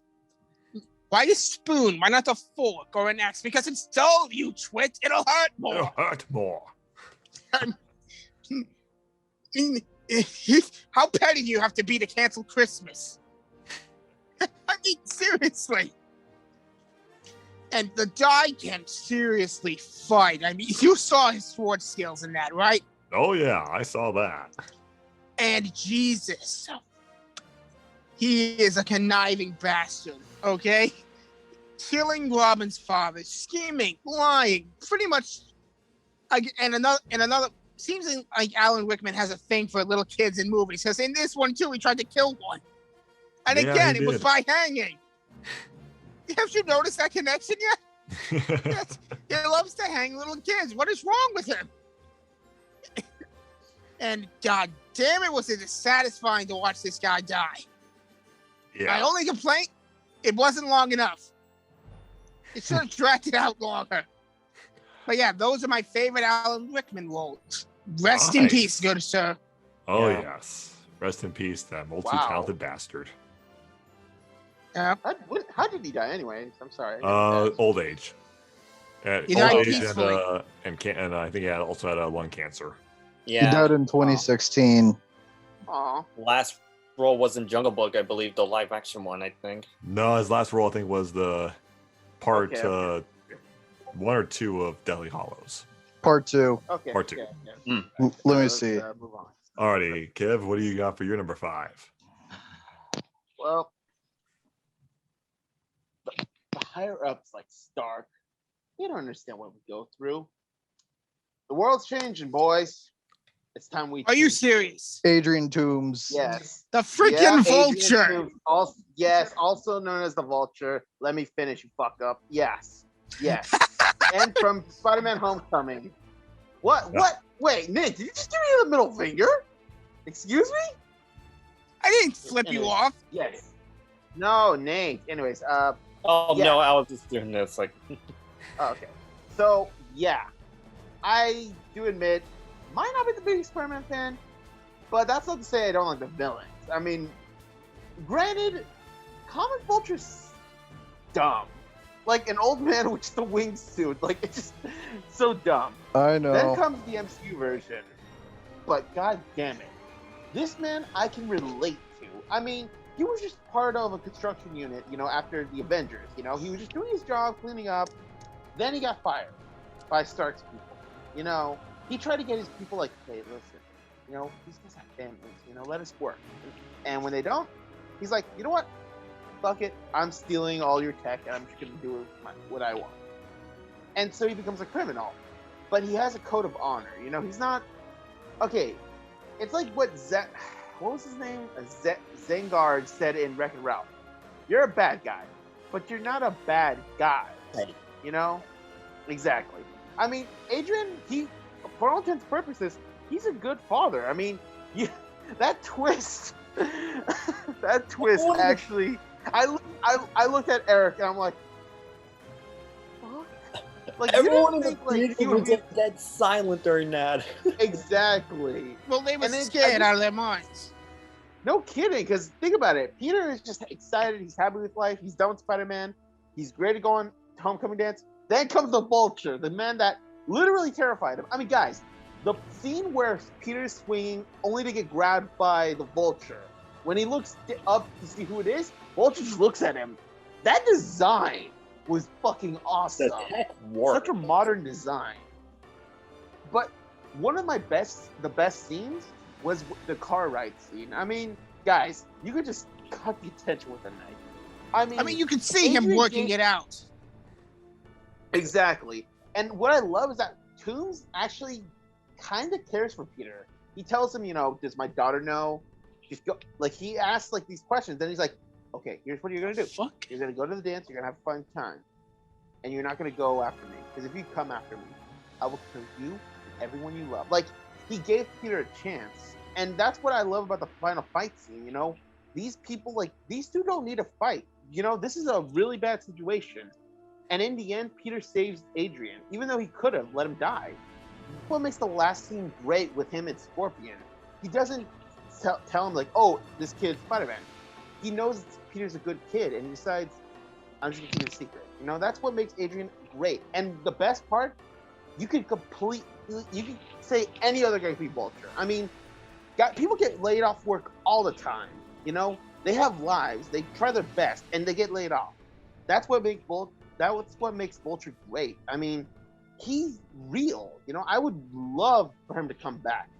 Though we are getting him in Morbius. And Flashpoint. And Flashpoint. We're actually getting Flashpoint. It's gonna be what's great. Vulture doing in a DC movie? As Batman. Multiverse. We're getting Michael Keaton as Batman again. Oh, you got it. Toomes/Vulture from Homecoming. My number is 5. Alrighty. All right. Thank you. So number 4s, huh? Yeah. My one Oh dear. only tie. Ooh. Just tell me, do you want to know how I got these No. scars? There he is. There he is. Son of a. Yeah, Oh. the Joker from the best movie, The Dark Knight, for Batman, and tied with Please him, don't kill me. tied with him is actually someone that my dad got me into, and we were actually really hyped up to see this actor portray him. Karin was just an alias. My real identity is Khan.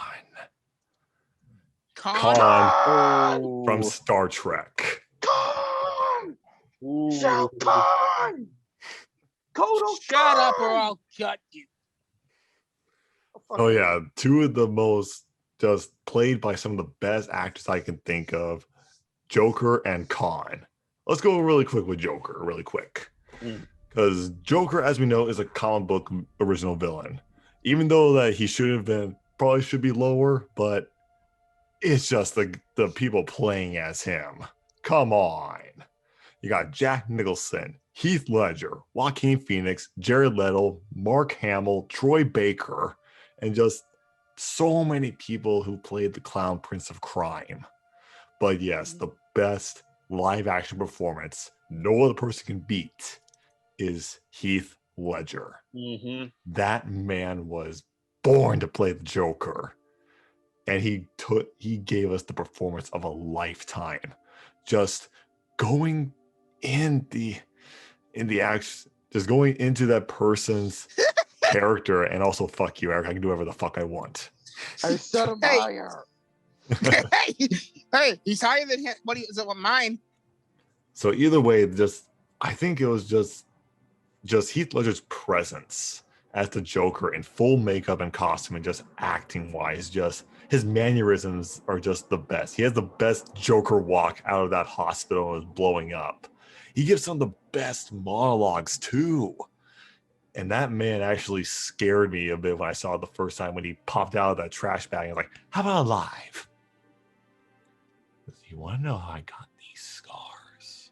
Just great. But let's go off to one of the smartest villains in a sci-fi movie, Khan from the Star Trek franchise. When I saw Star Trek II Wrath of Khan with my father, wow, this man. Holy crap. Being left for dead by the Federation in the center of a dead planet where his wife died. He blames his best friend Kirk for not trying to get him back safely, but there was nothing he could do. The ship was basically going down. There was nothing you could do, man. But he holds that grudge for years until he gets a chance to get revenge on the Federation when he steals a ship by actually sticking in brain control slugs in your ears. No. To attach your brain stem. Stop it. That's how you control people. But the acting, I can't remember this guy's name, but he's an Australian actor, but he plays this character just like he's just mocking you, but he knows he's thinking 2 steps ahead of what's going to happen. And just the monologue when we get the iconic scene in that movie. Khan!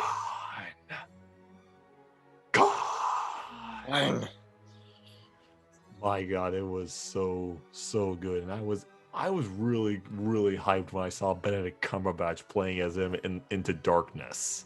As a younger version of Khan, he nailed that character, trying to be this person who hates the Federation for betraying you, but giving you giving it a chance to show that the Federation is weak. And their ideologies, their like so-called saving the galaxy and their methods, it's not going to last long, and we need to evolve. It's just these two are just the polar, just best arch rivals of the respective characters. Joker with Batman and Khan with Star Trek, and also like Khan from Captain Kirk. These two are just the best you can think of for just smart villains. That's why they're my number 4. Nice. Wow. So what is your number 4 there, Nate? Okay, well, this is my second and final tie. Coming from 2 of the biggest animation studios for the film industries. From the first one, yes, only one may enter. I must find this one. This diamond in the rough. You Jafar. Yeah, Jafar from the original one, not the remake one. It's not The a remake remake, it's one. just a live action version. Yeah, get that live action blind bastard out of there. The Well, original- hey, at least it didn't sing in that one. Yeah, but I think the singing for Jafar in the animated one was pretty intimidating, but that's for another time. And the second one of the more underrated films, and I love this quote: "No Christmas or Easter or little fairies that come in the night. There will be nothing but fear and darkness in me." Wait, Are you serious? no. It's your turn not to be believed in. Pitch Black. Pitch aka Black the from Boogeyman Rise of the from Rise of the Guardians. Wow. Oh, damn, I thought it was Nightmare Before Christmas. And by the way, Nicholas, will you stop spoiling titles, man? Come on. Oh, You excuse me. Jeez. No. Anyways, I'll talk about Jafar. Oh, Please. I meant what I said in movies. As a kid, Jafar kind of scared me as a kid, literally. That presence of his, even though for a skinny guy, he can be quite cunning and very evil. And the most ironic part is that he lets most of his lackeys do the thing, but he still managed to bring that intimidating presence. And even though And in the movie, when he found out that Aladdin was the one that he needs to, okay, I want you to go into the Cave of Wonders and get this lamp for me. The way he does it, posing himself as an old man, that's even creepier if you think about it. And when he tried to kill off Aladdin in that one, it was just that threatening. And all he wants to do is be like the new ruler. Because let's face it, the king, he's kind of an imbecile if you think about it. And later on, when he found out that Aladdin used the lamp, and when he got that lamp, oh man, he became one of the most powerful sorcerers out there. And when we see that snake form of his in that movie, that is a legit final boss, and I love that design so much. And it's very interesting considering that he's one of the first few Disney villains in terms of like when it's released in theaters to not be defeated by being killed. He was like sealed in the lamp. Yeah, I never got that ending, to be honest. I mean, Jafar studied that cave extensively. He knew the rules of the genie. And he's going to wish to become a genie knowing full well what happens. Yeah, that was like pretty dumb. And that's that's the improvement in the live action. It was like, yeah, we'll use a gray area. We'll trick him. Yeah. And I know that the Return of Jafar isn't like a good movie per se, but I will admit Jafar was pretty threatening. And he was like pretty much mocking Genie in that one. Yeah. And that death scene though, oh my god. Like, it's not super frightening, but I will admit, it is creepy. And the other creepy part, and I think Eric mentioned, the fact that he was like trying to persuade Jasmine to kiss him. I'm like, no. It is why. It's the reason why Jafar is one of the most powerful sorcerers, to the point where he can even challenge Mickey. That's how iconic it is. But enough about Jafar. Let's talk about Pitch Black. The boogeyman. Yes. The man of nightmares. Oh my god. Jude Law. Yep. He got that performance so well. It was so iconic because if you really think about it, Pitch Black is literally the opposite of Jack Frost in that movie, where Jack Frost just wants to like have fun. He wants to like be acknowledged for how some of the good things he's done. Pitch Black wants to be known for how fearful and intimidating he is. And when he first appeared in that girl's bedroom messing with the dreams, there's just one thing missing. A touch of fear. That sent chills down my spine, and Jude Law knows how to capture that perfectly. And he is always challenging the Guardians, because most of the other villains, they usually let the lackeys do it for them. Pitch Black gets his own hands dirty. Literally. He killed Sandman, for crying out loud. Oh, man. Yep. That scene, I got a little teary-eyed, because I love Sandman in that movie. And he decided to take advantage of Jack Frost's desire. He legit outsmarted him by giving him like the desires, killing Easter at the same time, and even killing all the other like dreams and hopes that children always have. He was that close to succeeding until he goofed up. It wasn't until that one kid decided like, hey, let's get all those dreams back. And oh my god, when he met his demise at the end, that line, you can't get rid of me, not forever. There will always be fear. Oh man. And it's so ironic that his own creation led to his downfall. And that defeat scene, oh my god. It's not the creepiest, but I will admit, it did give me a bit of goosebumps. How ironic that he met his demise by going under the bed, where the boogeyman is always known for being under it. What wasn't there kind of like a little bit of parallel with the feat of him and also Dr. Facilier from Princess and the Frog? Oh yeah. manipulative AF with Jack. You know, like, I don't know what it's like to be alone, to not want a family. Jesus, fuck. Yeah, it's like I said, he's the dark version of Jack Frost. They want the same thing. They just have different means of going for it. And that's what I love about Rise of the Guardians, how they captured that dynamic and rivalry. It works. But yeah, overall, both Jafar and Pitch Black, they're my favorite villains for both Disney and DreamWorks respectively. And they're both deadly. They're both manipulative. Even though one does more than the other, that's my number 4. Nice. So Eric, what do you got? There are too many iconic quotes for this guy, so I'm just going to describe them. The last supreme chancellor of the old republic and the leader of the galactic empire himself, and the literal representation of his time of the dark side, Palpatine. Yeah. You put him at number 3 and not number 1, dude. For Four. shame. 4, Brandon. Wait, We're who? 4. Get it right. Who is it? Palpatine. Palpy. AKA the Oh. wrinkled nutsack. You're a wrinkled nutsack. Fuck you. I mean, tell me I'm wrong. You're not. Yes, you Well, are. I mean, Robot Chicken, he did say his face looks like a scrotum. Like a scrum for a face.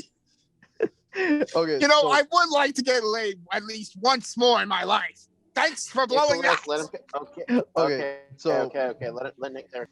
So Palpatine,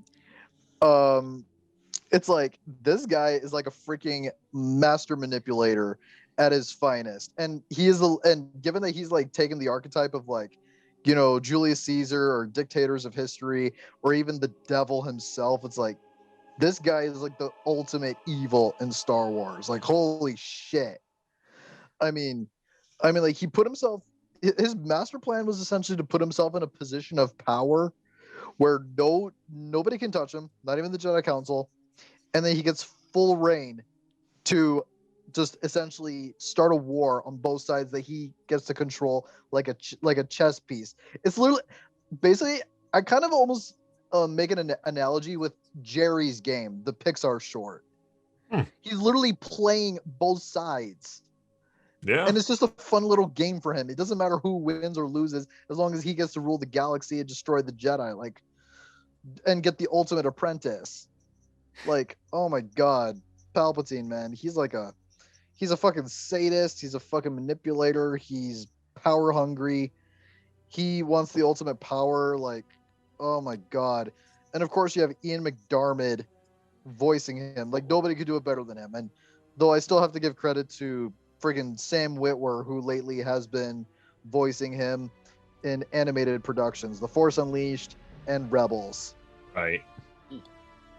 But yeah, I mean, holy shit! All the shit that I could describe that he does that pretty much fucked everybody over. He created the Clone Wars. He what was it? He manipulated Anakin Skywalker towards the Chosen One to destroy the Jedi Order. And here's another detail. I'm not sure if you guys do, but when he was keeping Vader under surgery, he didn't let him have anesthetic. He just wanted him to feel all that pain. You sick son of a bitch. Yeah. Mm-hmm. And- Later in a comic, Vader even mentioned, like, do not turn off the pain inhibitors. I want to feel this as I get my new suit. And to add insult to injury, he tells Vader that Padme died. Yep. Oh my god, what a sick son of a bitch. But yeah, Palpatine for number 4. Wow. Damn. I thought he was going to be way higher, man. I did too, but wait till you see what I got higher up. So, Nicholas, what do you got for number 4? All right, so we're finally getting to the horror for me. Matter of fact, I only have 2 official horror entries, and this is not a tie. Okay. Okay. You guys might not have heard of him, but number 4 is Art the Clown from Terrifier. Brandon DXC broke everybody. We apologize in advance. Did Brandon's logic circuits break? It Dude, did. if you want to talk about torture porn, that Oh, movie yeah. is it. Oh, Why- yeah. I missed it. What happened? It's the Art EDA the Clown broke from Brandon. Terrifier. What? Art. EDA broke him. Art the Clown from Terrifier. Oh, I don't know that movie. Of course you don't. It's horror. I mean, this guy captures the pure installation of why it's scary. Okay, it's not about a local legend or a famous serial killer. No, it's just that this creepy son of a bitch with clown makeup goes around killing people. The why, the how, and the method. The why, the how, and the reasons don't really matter when you're being chased by a psycho. Okay, and unlike a lot of slasher villains, Art has a gun, and he's not afraid to use it. Nope. No, I mean, he will literally just pull it out and... Jesus. Fuck, I mean, I don't know. It's not torture porn, Brandon. It's a movie for gore hounds, okay? Of which I am a proud hound, okay? Yeah, I'm not going to touch on everything, but Jesus. Don't. One scene. Don't. Don't. He final scene for him. He pulls out his gun and shoots himself in the head. And then in the coroner's office, he's just like, back up. He turns a Jason Voorhees on that motherfucker. Yeah. He's got Jason Voorhees-esque regeneration. And look, for all the gore it is, this film is basically an Indiegogo-backed project. And you can't say they didn't get their money's worth of gore, okay? Nope. I am excited to see the sequel. If it ever comes around, it's been in development hell right now. No, I heard it already came out. Did it? Yeah, Terrifier 2. I'll look it up later. All right. Yeah. But that's my first horror entry on this list. The next entry won't be as gory, but he is more iconic. Alrighty then. Oh, so, I know who it is. So, Kev, what do you Yes. got? Is he laughing? I'm not gonna kill you. Why would I do that? No, you. Yeah, mental link, Brandon. It's Joker from the Motherfucker, Dark it's the Knight. Joker. I just said that, Nicholas. Fuck off. And Oh what did my I tell you god, about interrupting? dude. That's why I waited, because I knew you were going to say it. Well, then shut up for once. All right. Yeah. So, So me, Nicholas, and Brandon are obviously the Joker trio because we're insane. So I'll just go real quick with him. He's insane. Heath Ledger did a great job. I think one of my favorite scenes was the interrogation scene. Like that scene, like the moment Jim Gordon turns off the lights, Batman's right there and just slams Joker. Like, why the head? You never go for the head. Everything is all fuzzy. You can't feel it. It's just it's. See? It was just funny. It was just really funny. And also the hospital explosion scene. He's just walking here like I'm not gonna lie, it kind of reminds me of a Dio pose. Oh, you're approaching me? Can you imagine that, Nate? Like, and then the best part is when he's pressing the button, the last explosion just goes like it's such a funny scene. But god damn it, the Joker breaks Batman so much. Kills Rachel Dawes, so fuck her, that bitch. Scars Harvey Dent and turns him to Two-Face, and then just proceeds to force Batman to do something that makes even Lucius Fox cringe. Like, that was awesome. And the best part, he lives, you know? So, yes, exactly, Eric. Fuck Rachel Dawes. Good actress, fuck her, though. But still, yeah, Heath Ledger's Joker is just so iconic. Best one. That's my number 4. No more comic villains. Don't worry, I have no more comic villains. I will say this: my favorite part with the Joker, where he's scary, is like that interrogation is like, people will come, people will die. I'm a man of my words. I Oh my heard god, Nate! You didn't laugh. Jesus Christ! that scene. Go ahead, Brandon. Me shit myself. Oh, the big three, guys. Oh. Whew. Big three for me is like, Uh-oh. What happened? I don't know. Let me All right. check, actually. Oh no. Let me see. Brandon, power no, go out? don't go to the darkness. Wait, Eric, if there was a power outage, why is Oh this wait, computer working? he's doing a thing. Brandon? He would have. No, he would Oh, have. wait a minute. Oh There it no! is. Oh, Open fire!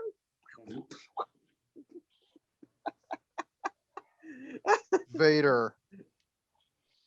Eric! God damn it, Eric. Well, who Okay, else no could it one's have saying been? anything. Kylo Ren. Yeah, you got that right, guys. The biggest Star Wars villain ever, Darth Best one. Vader. Yeah. Bum, ba-da-dum, bum, bum, bum, Oh bum, my bum, god! ba-da-dum, bum, bum, bum. Dun, dun, When I was a kid, dun, I dun. loved this character so much. I dressed up as him for Halloween almost constantly because he was that freaking good. Just the first time you see Vader in episode 4 New Hope, in the midst of smoke, you just hear this breathing and a black figure just comes out of the smoke and just this like grand crescendo of music by John Williams.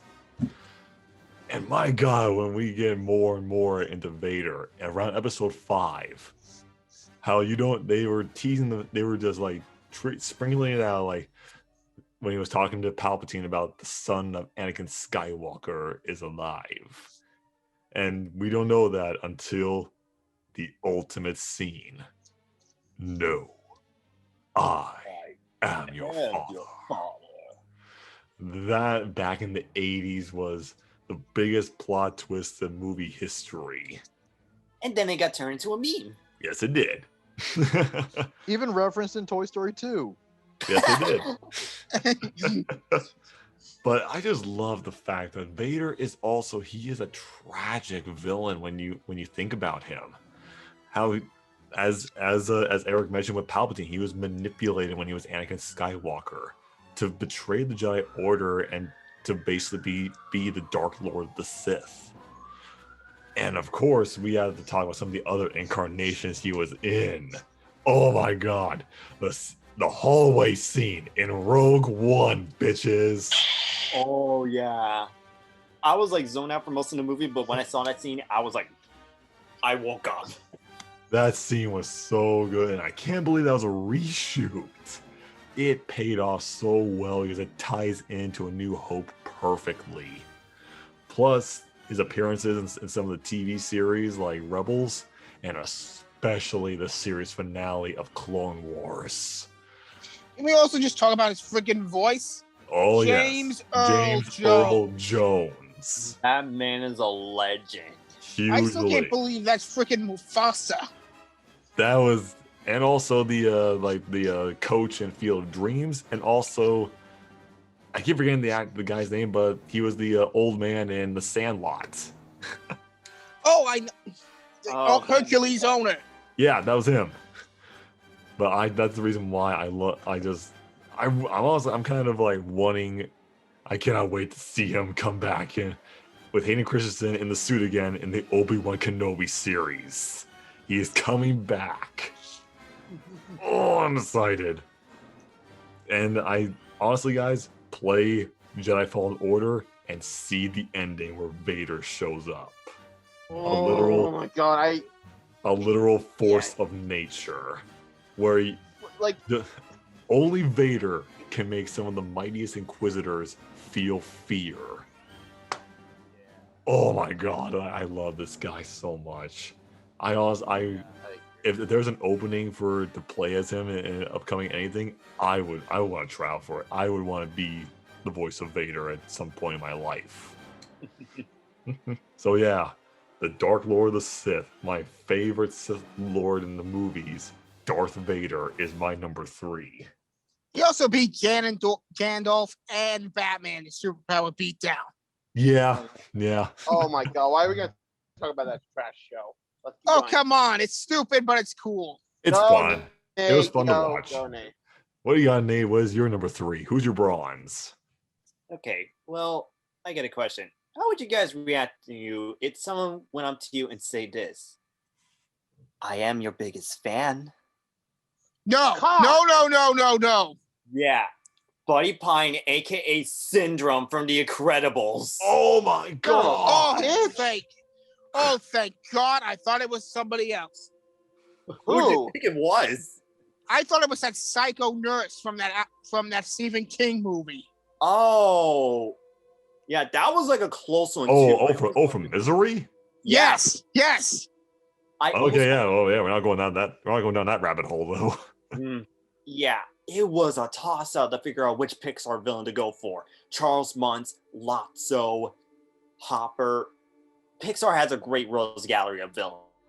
But Syndrome to me, he's entertaining while threatening at the same time. I mean, it's Jason Lee voicing the guy. Yeah. Ultimate fanboy. Yeah, it's literally a fanboy turned villain because all he wanted to do is help out Mr. Incredible. And it actually proves that he's quite useful. After all, he invented rocket boots when he was a Crediboy. Mm-hmm. But when Mr. Incredible told him, "Fly home, buddy. I don't work alone. I alone." work alone." That broke Buddy so much. And he planned out this revenge for years. And it came into fruition by inviting every superhero to his island and killing them with the Omnidroids. Oh, man. And I love how he was like hidden throughout most of the movie until he decided to show up after fixing the Omnidroid that was destroyed by Mr. Incredible. It was just impressive. And even though he doesn't have superpowers, he makes up for it with the gadgets. It's cool, huh? 0 point energy. Yeah, I say the best inventions for myself. Oh my god. And the one thing that made Syndrome that threatening is his Project Kronos. It's literally like Xehanort's plan where it's complex, but it's easy to understand. Inviting the superheroes to his island, killing them, so that way he could be a superhero himself. And his endgame plan. And when I'm old and I have my fun, I'll sell my inventions so that everyone can be superheroes. Everyone can be super. And when everyone's super, no one will be. Basically, Syndrome wanted to be a hero without doing any of the actual hero work. Think of it that way. And without any of the accountability. Exactly. Exactly. And his endgame plan, making everyone superheroes, it's like My Hero Academia, but dark, if you think about it. Basically, Incredibles was way ahead of its time in the superhero genre, and it was even before Mark Millar's Civil War comic came out, where it was addressing superheroes in a post 9/11 world. Exactly. It was crazy, and his insanity actually goes well with his comedic tone, especially when it was like fanboying over like Mr. Incredible hiding behind a bones behind Super. Oh yeah. By the way, that whole Syndrome thing with the robot, Tiger and Bunny actually does that as well. Like they make a robot hero. Oh, Or robot nice. villain. That's pretty cool. Can we just talk about his death? Oh yeah. Oh. You should have listened to Edna No Mo capes. about no capes. Okay. No capes. No. It was so dumb. And how the one piece of advice that Edna Mo, which by the way, best character in Incredibles. And voiced by Brad Bird, the director. Yeah. No. He Best could have listened to babysitter. that What are you advice, talking about? but nope. He got his cape snagged by blades and died when that plane exploded. Oh man, that was pretty gruesome. I mean, we didn't see it, but Yeah, You kind of but get an idea. like, yeah, you've seen what happened when a bird goes in, right? Now imagine it twice as big. Yup, it's that deadly. And Jesus Christ. I'm gonna say this. I love his design in that movie. It's literally trying to be like Mr. Incredible, but on the dark side. Plus the S on the costume, it looks pretty cool, I had to admit.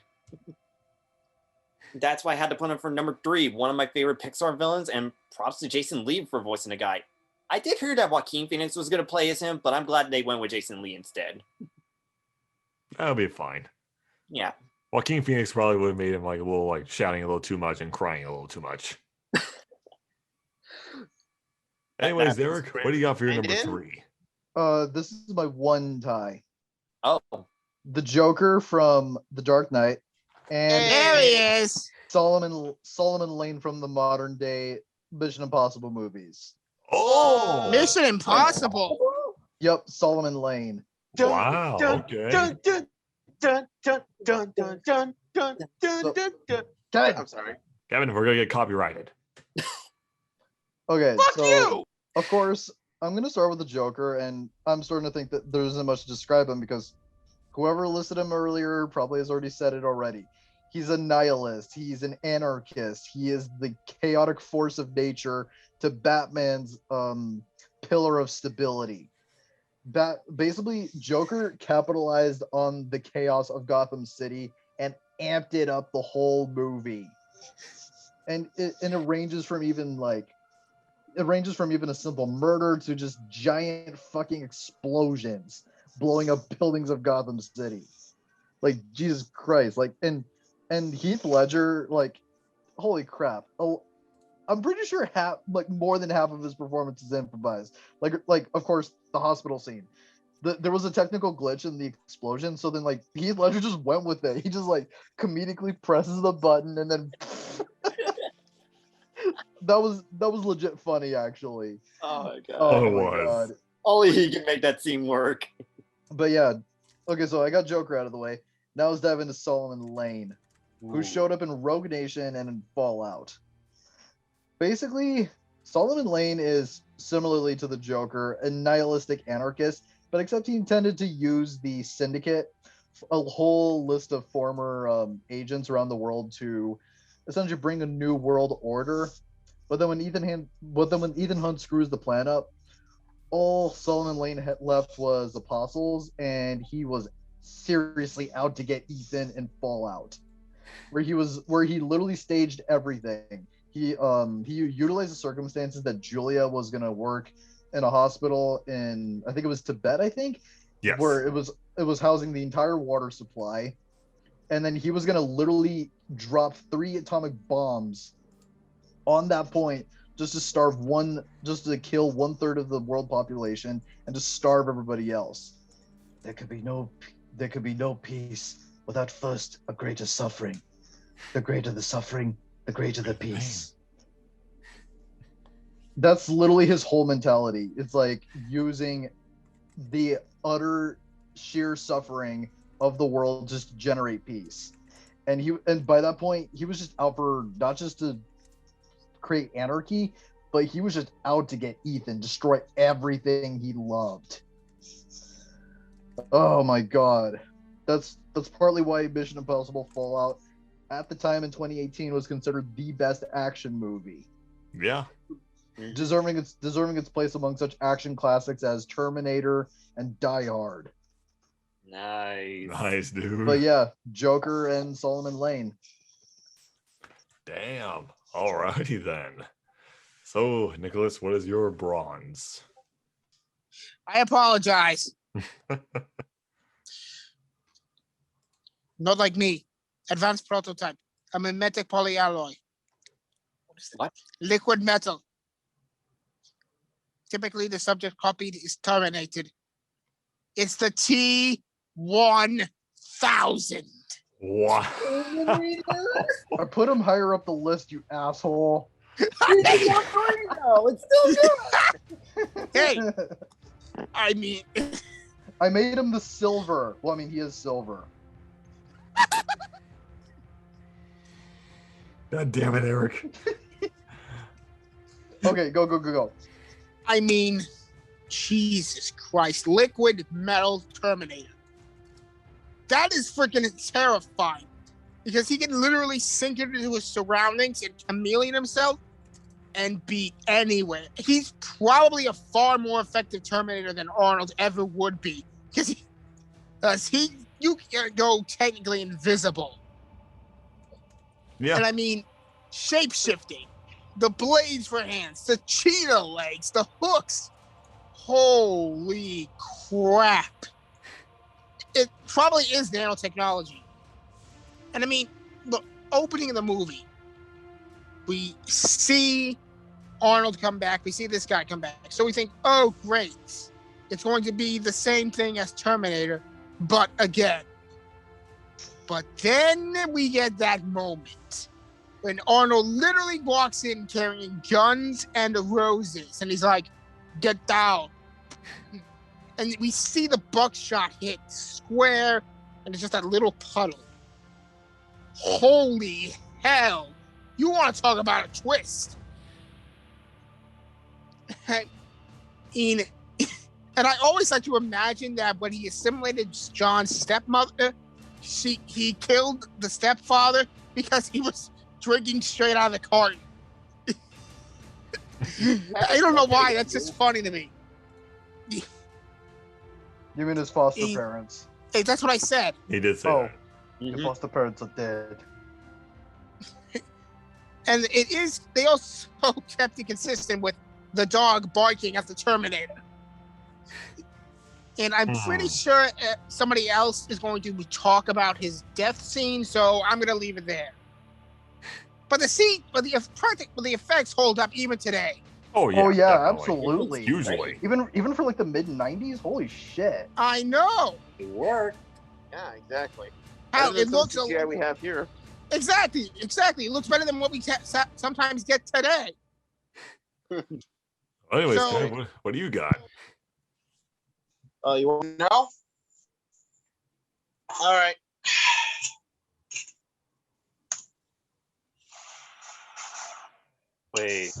Wait. No freaking way. God damn it. T-800 from Terminator. The T-800 original. Terminator. Oh, Yeah. that's arguably the scarier one How so? Yeah. because the first one is a horror movie. Oh yeah, you're Eric, right. Can I, Eric, buddy, I'm glad you're helping me, but can I explain, please? Yes. Okay.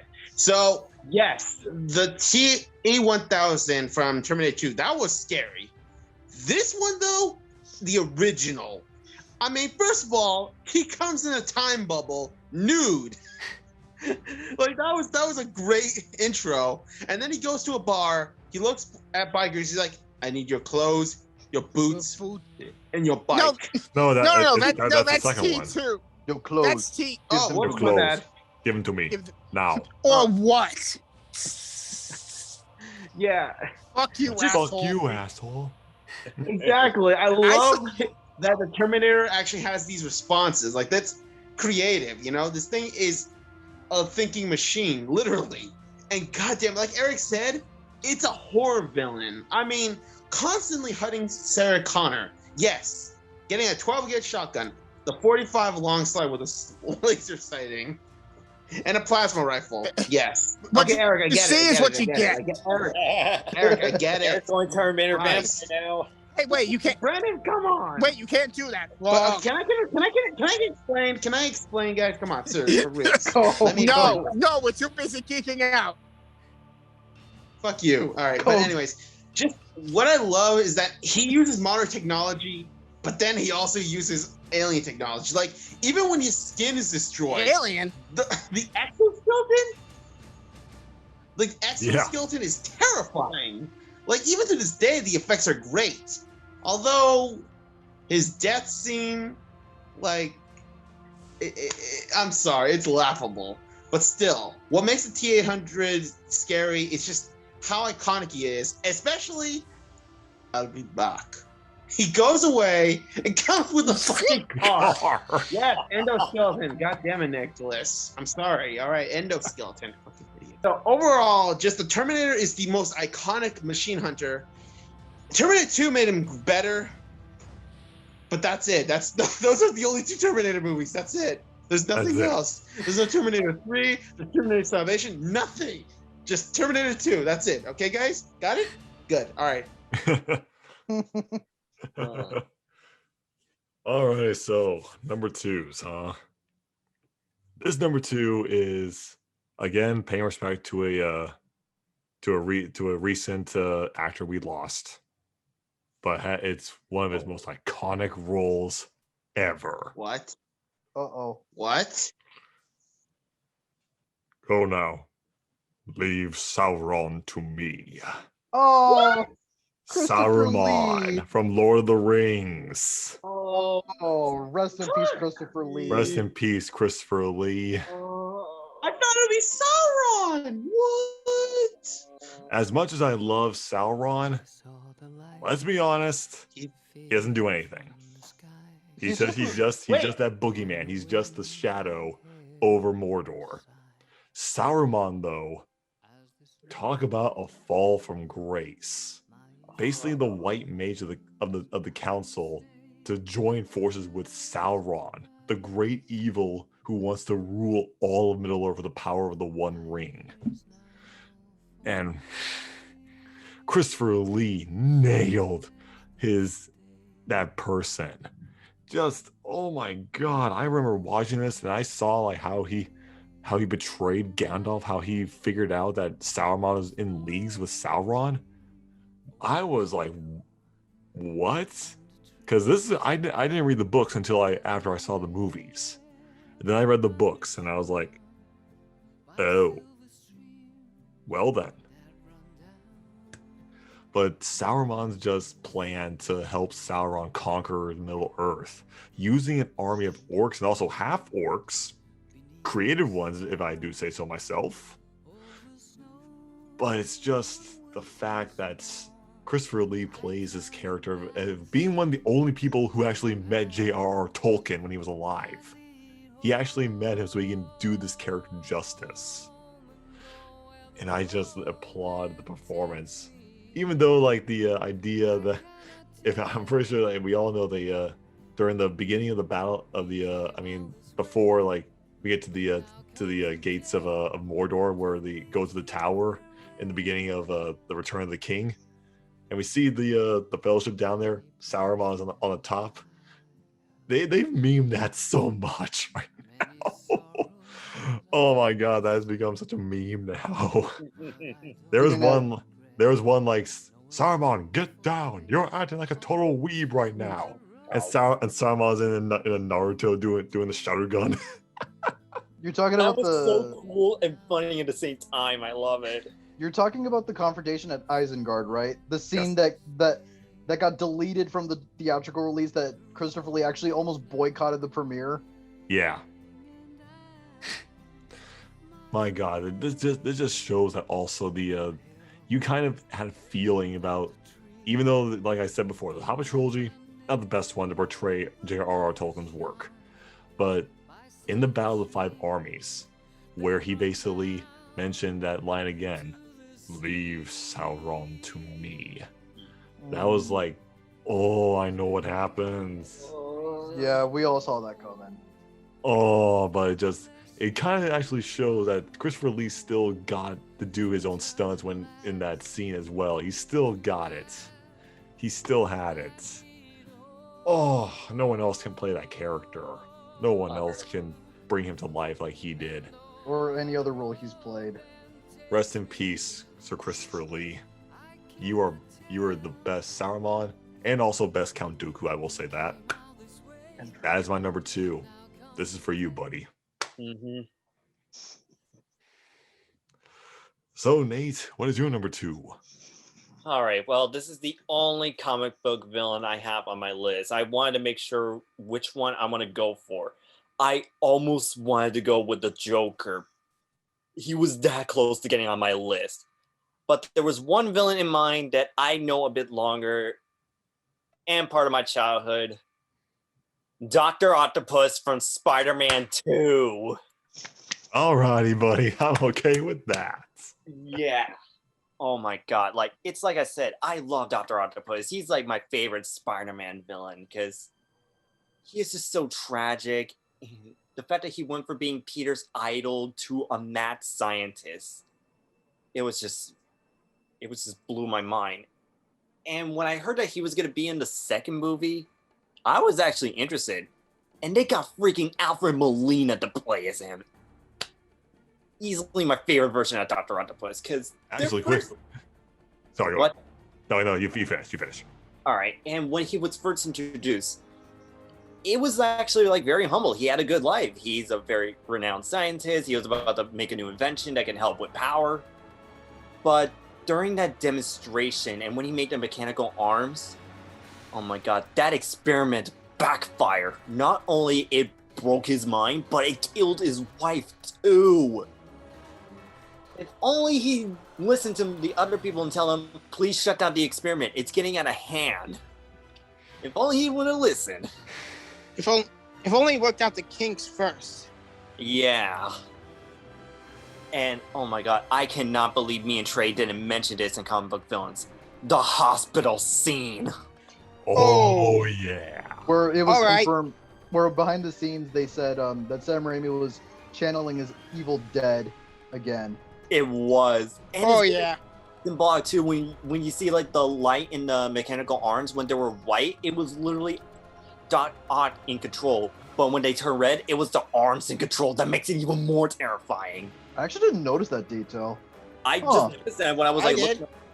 yeah, I noticed it when I was like rewatching that clip. Shit, all these years, I gotta rewatch that scene. Oh. And all the fights that he had with Peter, the Fink fight, it was a pretty good fight, I will admit. And of course, and the train. the trade fight, I the was like, best Spider-Man fight ever. Yeah, where is she? Well, she'll be just fine. Let's talk. The fact that it started from the clock tower to the train, it was crazy. Even Doc Ock tried to use like the passengers as hostages to distract Spider-Man. I was like, whoa. The CG during that scene was incredible too. And when he hijacked the train, though, it was like, you got a train to catch. I don't know why, but that was just so funny to me. Because he That- plays him nice. He plays him with a sense of like wittiness. He had like Yeah. a dark sense of humor too.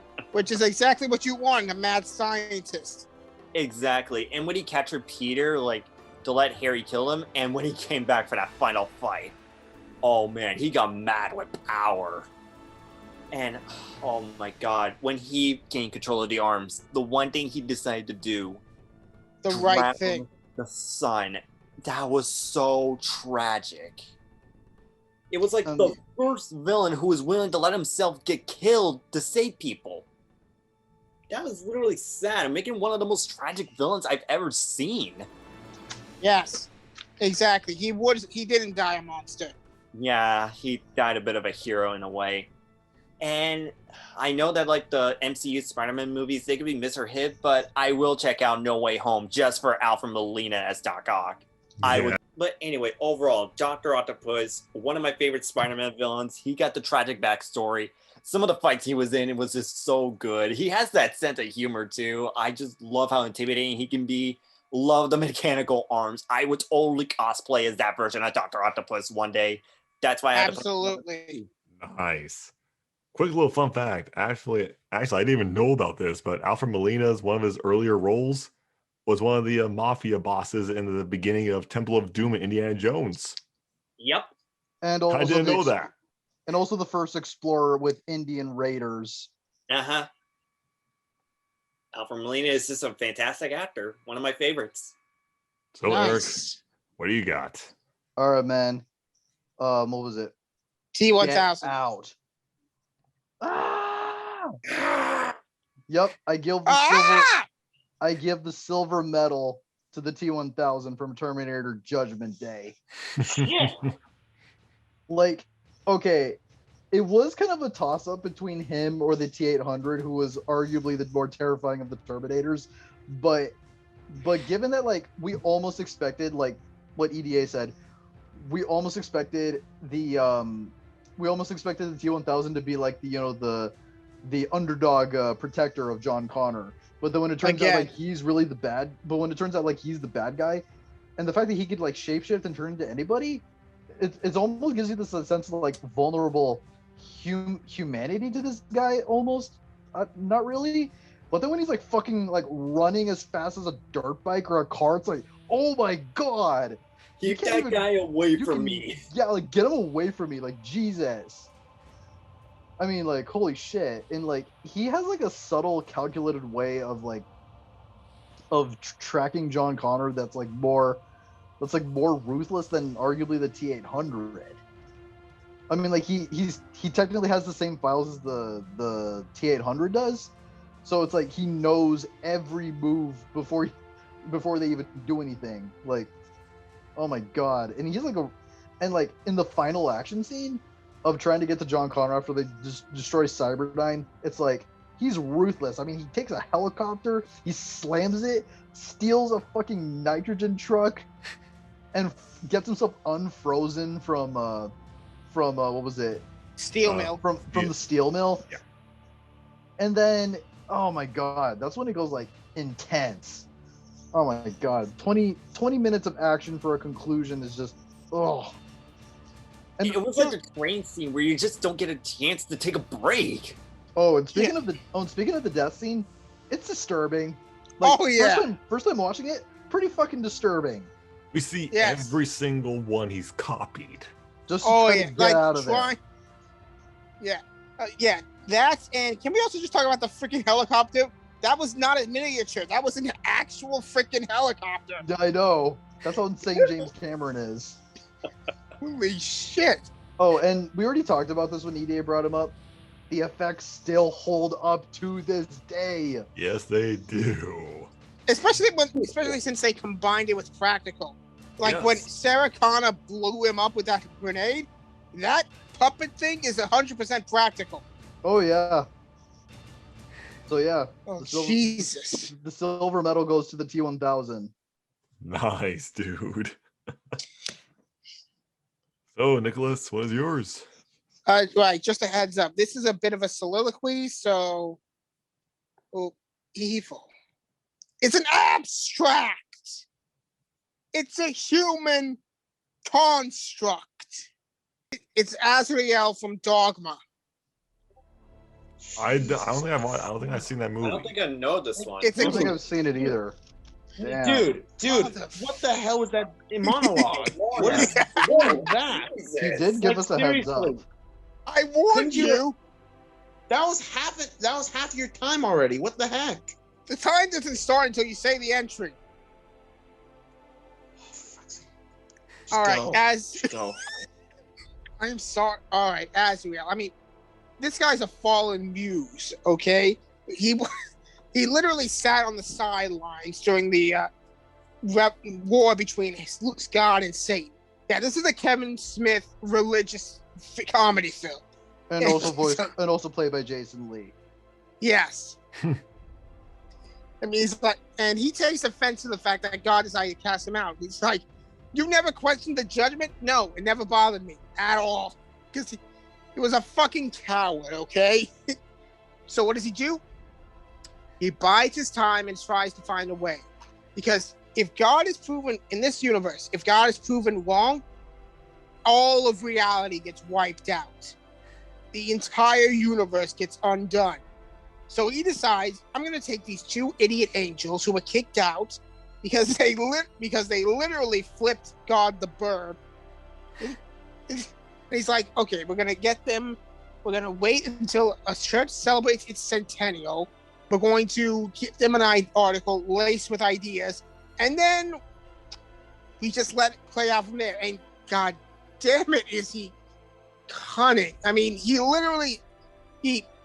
God likes to go into this human form for skee ball. So he sends 3 little trolls to beat him just enough to put him on life support, knowing that the Catholics won't let people pull the plug. He's using religion against him. And holy hell, when he meets the gang in a bar, and he's like, the bartender is like, it's time to go. Can't I just have one drink for the road? I'll take a holy bartender. Never heard of it. So he pulls out a machine gun and just shoots the bartender full of holes. Get it? Yeah. And I also love that he's so freaking arrogant that he's like, you told him to hit me with a golf club? I'm a fucking demon. And it turns out if you hit a demon with an instrument of God, the purity of Christ is going to do the most damage because the bishop's an asshole who blessed the golf club to get a better golf game. I mean, it's Kevin Smith, but God damn it, it's great. I mean, I have never. I know Thanos in the MCU tried to wipe out half of all life, but I've never seen a villain try to wipe out all of existence. But he failed, so that's why he's number 2. Enough with all the bugs. All right then. Well, So, give number 2, please. all right. Well, this villain is pretty iconic. Nate did mention him, and what the? Woo! You sly dog! You caught me monologuing. Oh. Oh, From The Incredibles. Wow. Yeah, That all was funny though. I know. It was just like it's just such a fourth wall break. It's amazing. So I won't go a lot into a syndrome. I'll just be real quick. I feel bad for him because he's a fanboy. He's just a fan of a hero, But Mr. Treble, being a dick, told him to go home. So what does he do? He goes home, implots how old's Violet? I think she's 16 or something. So around like a 17 or so year plan. Build the machines, use them to kill heroes, build the ultimate hero killing machine, come and save the world, yada yada yada. That's pretty much his plan. And he could have won, except he kind of fucked up as well. I mean, when he sent the Omni drone to cause havoc and he tries to stop it, he might have fucked up a bit. Am I right, Nate? Because the Omnidroid is so smart, it can analyze your fight pattern. It grows smarter and stronger.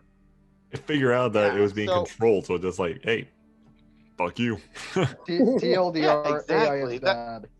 It's like that. oh really? that's What gave it away? It's like Syndrome is like, I could sympathize with him. He could be anyone. Anyone could be a Syndrome. Although not everyone's smart, like me.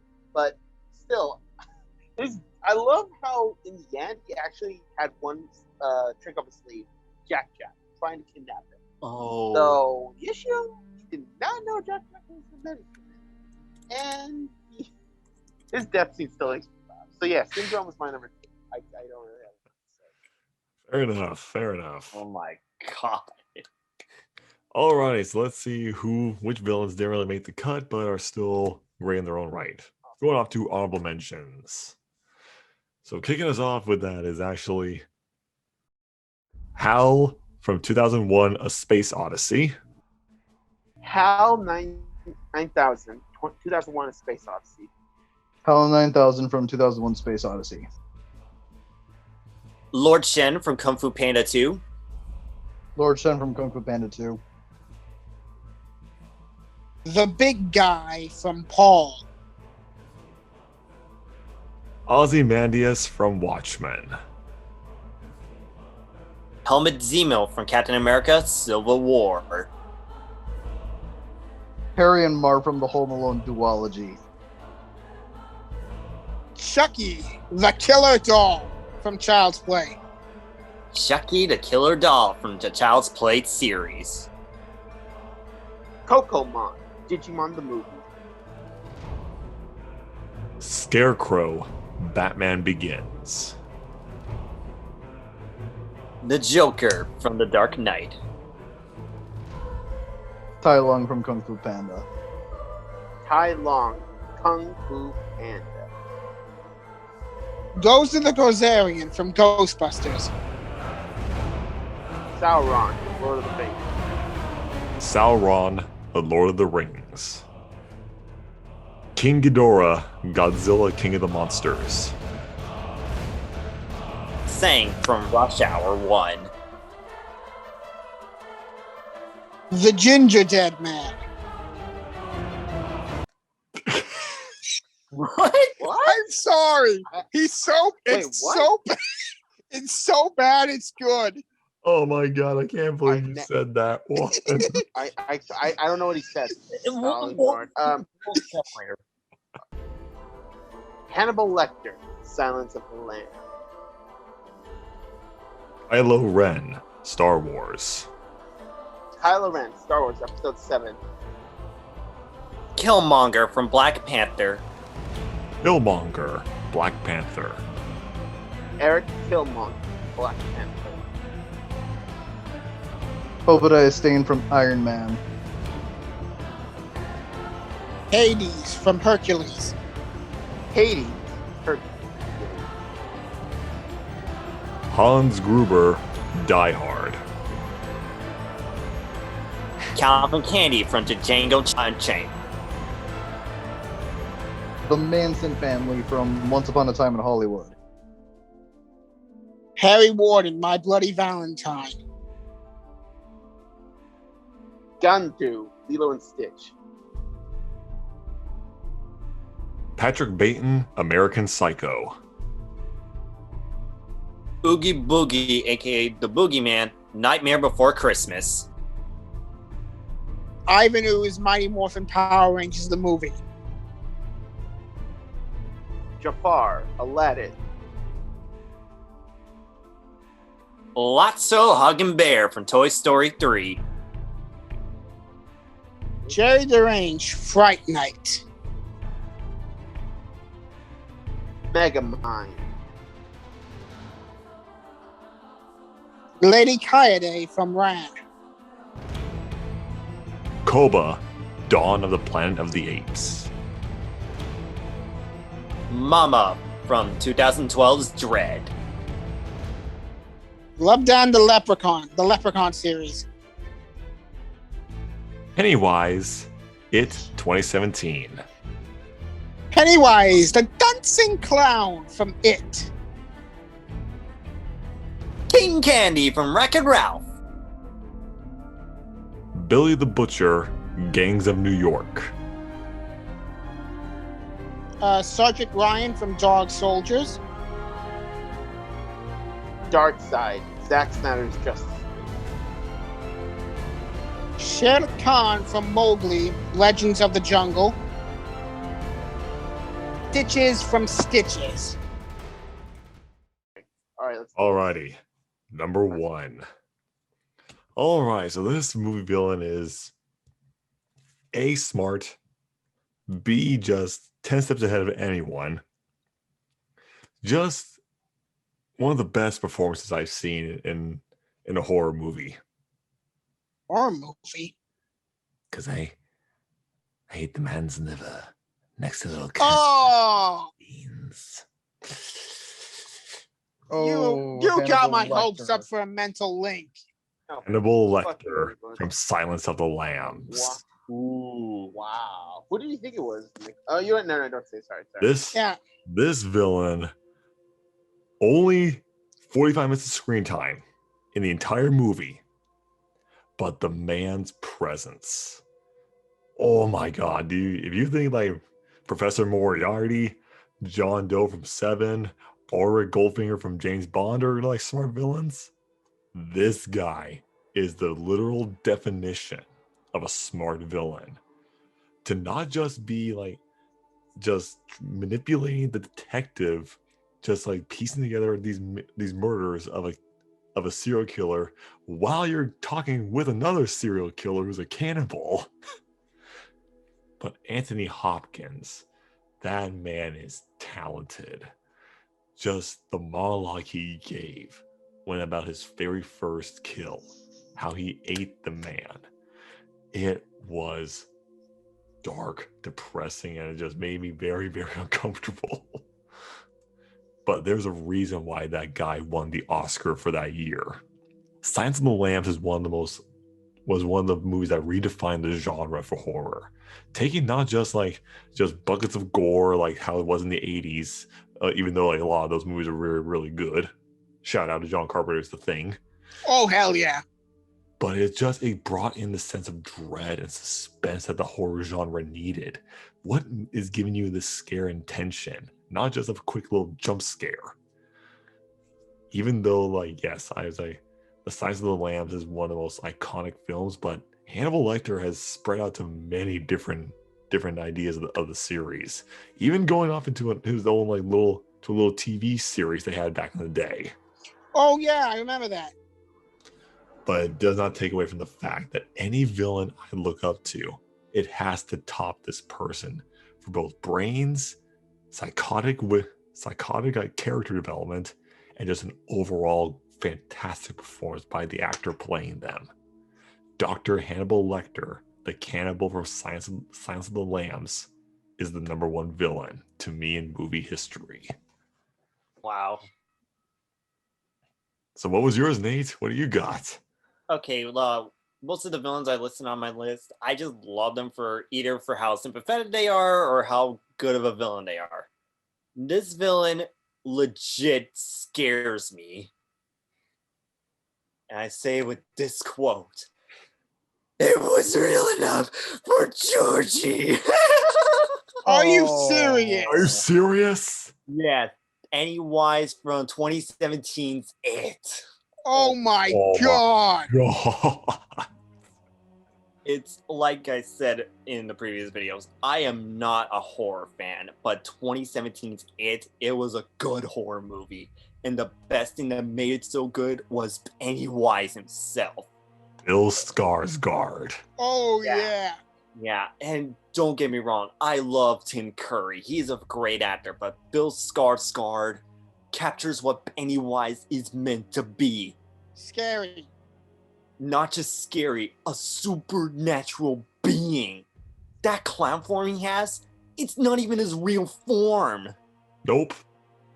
Because literally, he can become anything from your inner desirable fears. You name it, it's in there. A dead man. It could be like, I don't know, man-eating dogs, man-eating cats, blood, anything. He took advantage of all the main characters, and when he killed Billy in that first scene with the boat. You mean Georgie? Oh yeah, Yeah, Georgie. Georgie. Oh yeah, Georgie. It's been a while since I've seen it, but oh my It's god. fine. When he bites out Georgie's arm. Want to take Oh my. this boat back, Georgie? Bill's gonna kill you.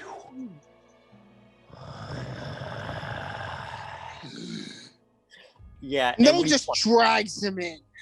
by biting his arm. Oh. Something that they failed to capture in the 90s one, but took full advantage in the cinematic one. Oh Exactly. hell yeah. And all the other scenes that he was in, like even when he was like being goofy, when he's doing that silly dance. It's me. But I think the one scene that scared me, there were two scenes that scared me about Pennywise. The first was when they were looking at that footage and when it was like flickering, and when he popped his upper body out of the Oh screen. yeah. I legit jumped out of my seat.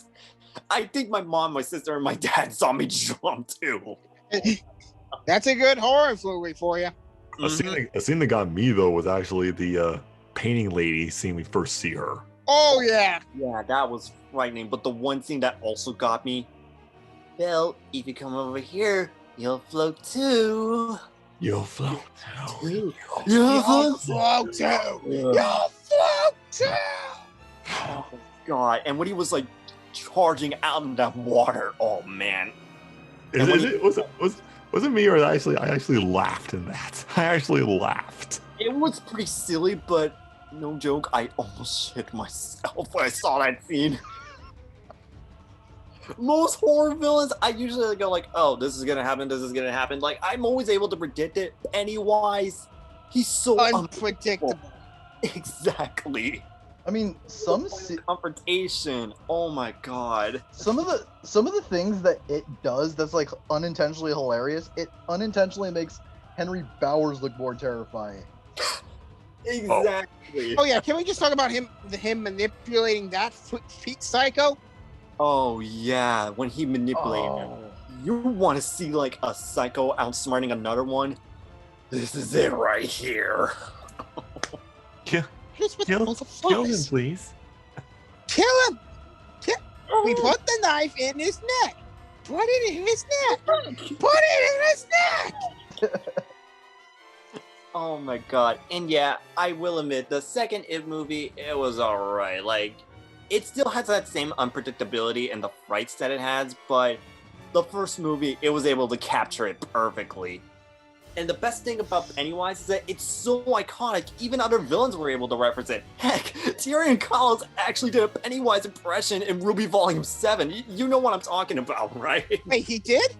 Yeah, when he killed Oh Forrest yeah, I forgot about that. in that alleyway. Oh my god, that was just like a good Pennywise impression. Overall, Pennywise, one of the scariest villains I see, and even one that I fear to this day. The makeup for that one, effective and creepy. Special effects for him, very good, and the plans that he used, oh my god. He is literally the embodiment of fear and supernatural being itself. That's why I had to put him for my #1 movie villain. Fair enough, man. Damn. Alrighty, so Eric, what do you got? This film comes from a 2007 movie that was based off of a 2005 novel written by Cormac McCarthy, played by Javier Bardem himself, which earned him a Golden Globe, Oscar, and BAFTA. What? Anton Chigurh from No Country for Old Men. Oh my god! Oh my god, dude! Yup. He is the epitome of crime thriller philosophical villain right here. I mean, like the film in and of itself, No Country for Old Men, it's a neo-western crime thriller movie. I mean, like, and a lot of us thought the western genre was dead. But yeah, what really made like Javier Bardem's portrayal as Anton very terrifying is like you kind of get almost like a bit of a Two-Face and Joker vibe blended into one. The guy will decide your fate on the flip of a coin toss. And he does not care if he kills anybody. He will literally just kill anyone in sight. Doesn't matter who. He'll just do it. And there's almost like a sense of like nihilism with this guy. Because it's like he doesn't see himself as just a killer, like, or even a psychopath, as most people will view him as. He just views himself as a force of nature, like it's something he has to do. So I'm just like, holy shit. But like, what really sells me on this like portrayal of him and is like, well, the Coen brothers even suggested this. Don't like most of the movie didn't even have a score playing in the background. It leaves it basically this film was just raw in more ways than one. Ugh. But yeah, Anton Chigurh, played by Javier Bardem, gets the #1 spot for cinematic villainy. Wow. Damn. Nice. Well, Nicholas, how can you try to get to that one? This is it, Jennifer. Your big break in TV. Welcome to prime time, bitch. What? Frederick Freddy Krueger is #1. Nightmare on Elm Street? Oh yeah. Robert. Oh my god. Okay. First of all, Wes Craven was a freaking genius when he came up with this. Okay. Yeah. Let's be honest. A psycho killer who comes in your dreams and kills you, thereby killing you in real life. That is terrifying. Yeah. Okay? Yeah. Imagine how many children lost sleep IRL because of this fat movie. Probably countless. And I mean, that razor glove of a hand. Holy cow, that is a unique weapon. I mean, it's better than a kitchen knife, that's for sure. And I mean, Robert Englund was such a perfect casting choice. So much so that when they were trying to make Freddy 2, Nightmare on Elm Street 2, they wanted to replace him. But Wes Craven himself convinced him to pay the man's fee, which is a smart decision. No one else can do Krueger like he could. And I mean, the burn face, the fedora, the sweater, it's all iconic. And also has a sick sense of humor, in case you can't tell. Yeah, it does. Oh yeah. Yeah, and I will admit he did get goofy in some of the later films, but god damn it, were the effects still good. Okay? Especially in that motorcycle one and the bug death. Oh yeah. Which one was that? Was it Dream? It was Dream Masters. Dream Master was the bug one. Yeah. And the bike was Dream Child. Yeah, those were the real ones. Yeah, when you saw that girl's arm is bent, did anybody else jump and was like, Jesus? I was like, ugh. Does anybody else's elbows feel weird now? Yeah. And look, for all the problems of it has, the remake is not the worst of the franchise. The worst one is Freddy's dead. Okay, Oh, he yeah. was turned into a fucking cartoon character in that one. Power gloves there, bitches. And the scratching nail, the bed of nails, you turned him into a joke. Thank God New Nightmare corrected that. Okay. Oh yeah, that was a Yeah. good one. That was a freaking meta. There's only one movie where a power glove works, and that's Army of Darkness. You're not wrong. I will say my favorite creepy part is like when he torments Nancy. I'm your new boyfriend now, Nancy. Oh yeah. Oh yeah. And just a couple more things. He fought Jason Voorhees and manipulated him. Yep. For all the problems in that movie, you have to admit those were some of the highlights of it. Yeah. Can do some fantastic claymation in Nightmare 3. Dream Wars Also, is good. Yeah, the marionette thing is Jesus. No. Oh, that freaked me No. out the most. Yeah, the marionette scene it's no. I don't want to think about that. And I mean, you can't kill him. He keeps coming back. He's a nightmare powered by fear. Everybody's afraid at some point. He's basically taking the best parts of Joker, Pitch Black, and a little bit of Jason Voorhees and mixing them together. Mm-hmm. And my God. Look, yes, I hope we get another movie. I don't know what it could be, but they better do a fucking good job of casting. Okay? No, honestly, the actor they had for the remake was actually handpicked by Robert Englund to. Oh no, I'm not knocking him. I'm not knocking him. The script was bad enough as it was. Okay, it was probably that. Yeah. I blame What I'm saying is that if they ever do another recasting, they need to think carefully and pick wisely. Yeah. Because you need to do this killer justice. Yes, you can. Also, he's the only slasher villain I know of that's not played by different actors. Robert Englund gives this character life and a performance all on his own. That is why he's number one. Nice. Wow. Damn, Freddy Krueger at number one. Freddy Krueger and Was there ever really a question that I would have a horror movie at number one? Well, we both do actually. That's true. No, Nate too. Yeah, Oh, yeah. most people didn't think I would have a horror movie. Yeah, we have a genre link. Yep. All right, All right. Kev. What is your number one? And How can you wrap this up?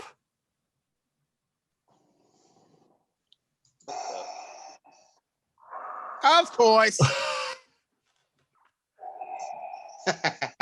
Of course. Why would you guys not think I would put Vader at number one? I'm a Star Wars fan.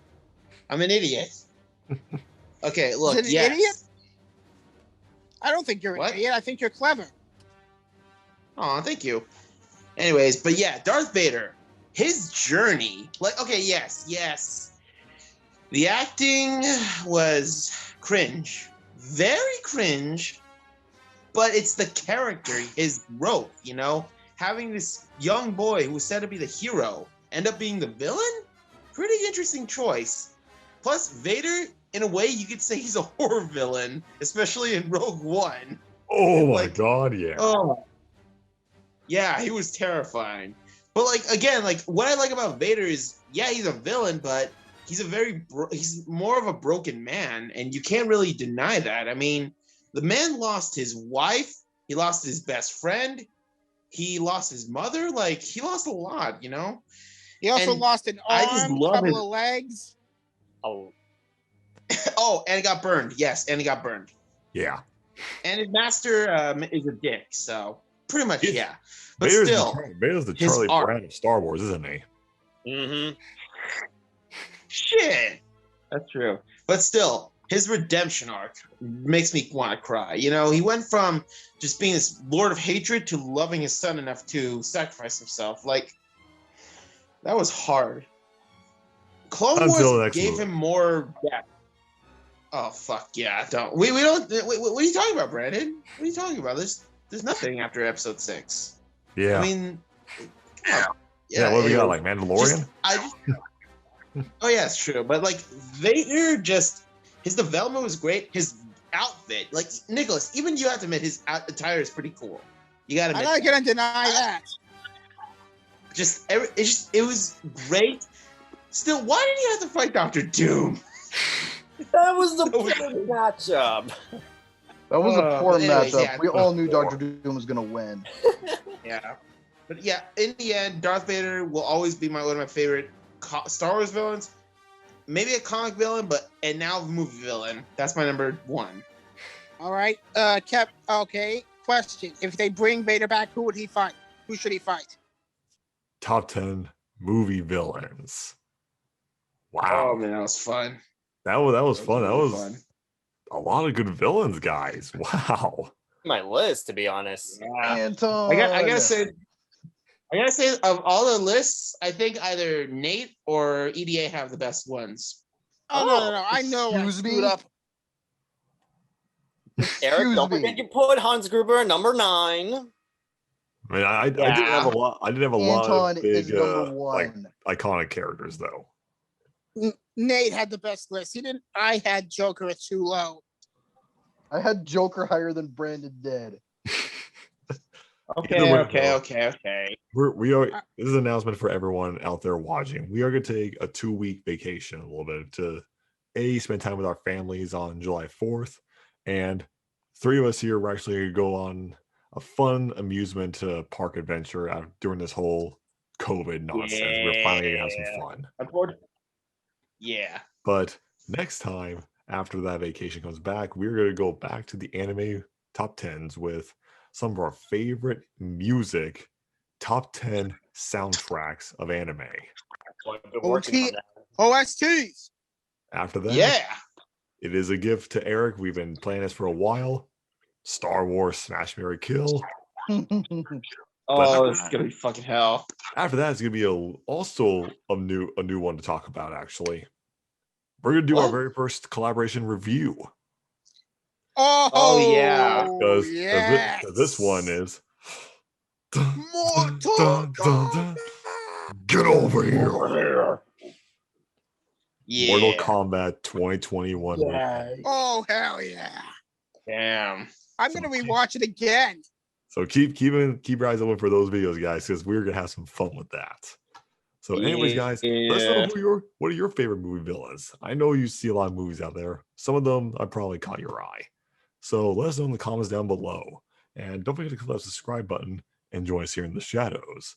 I'm the Dark Viewer. We're the guys in the shadows, and we shall see you in the next video. Peace. Peace.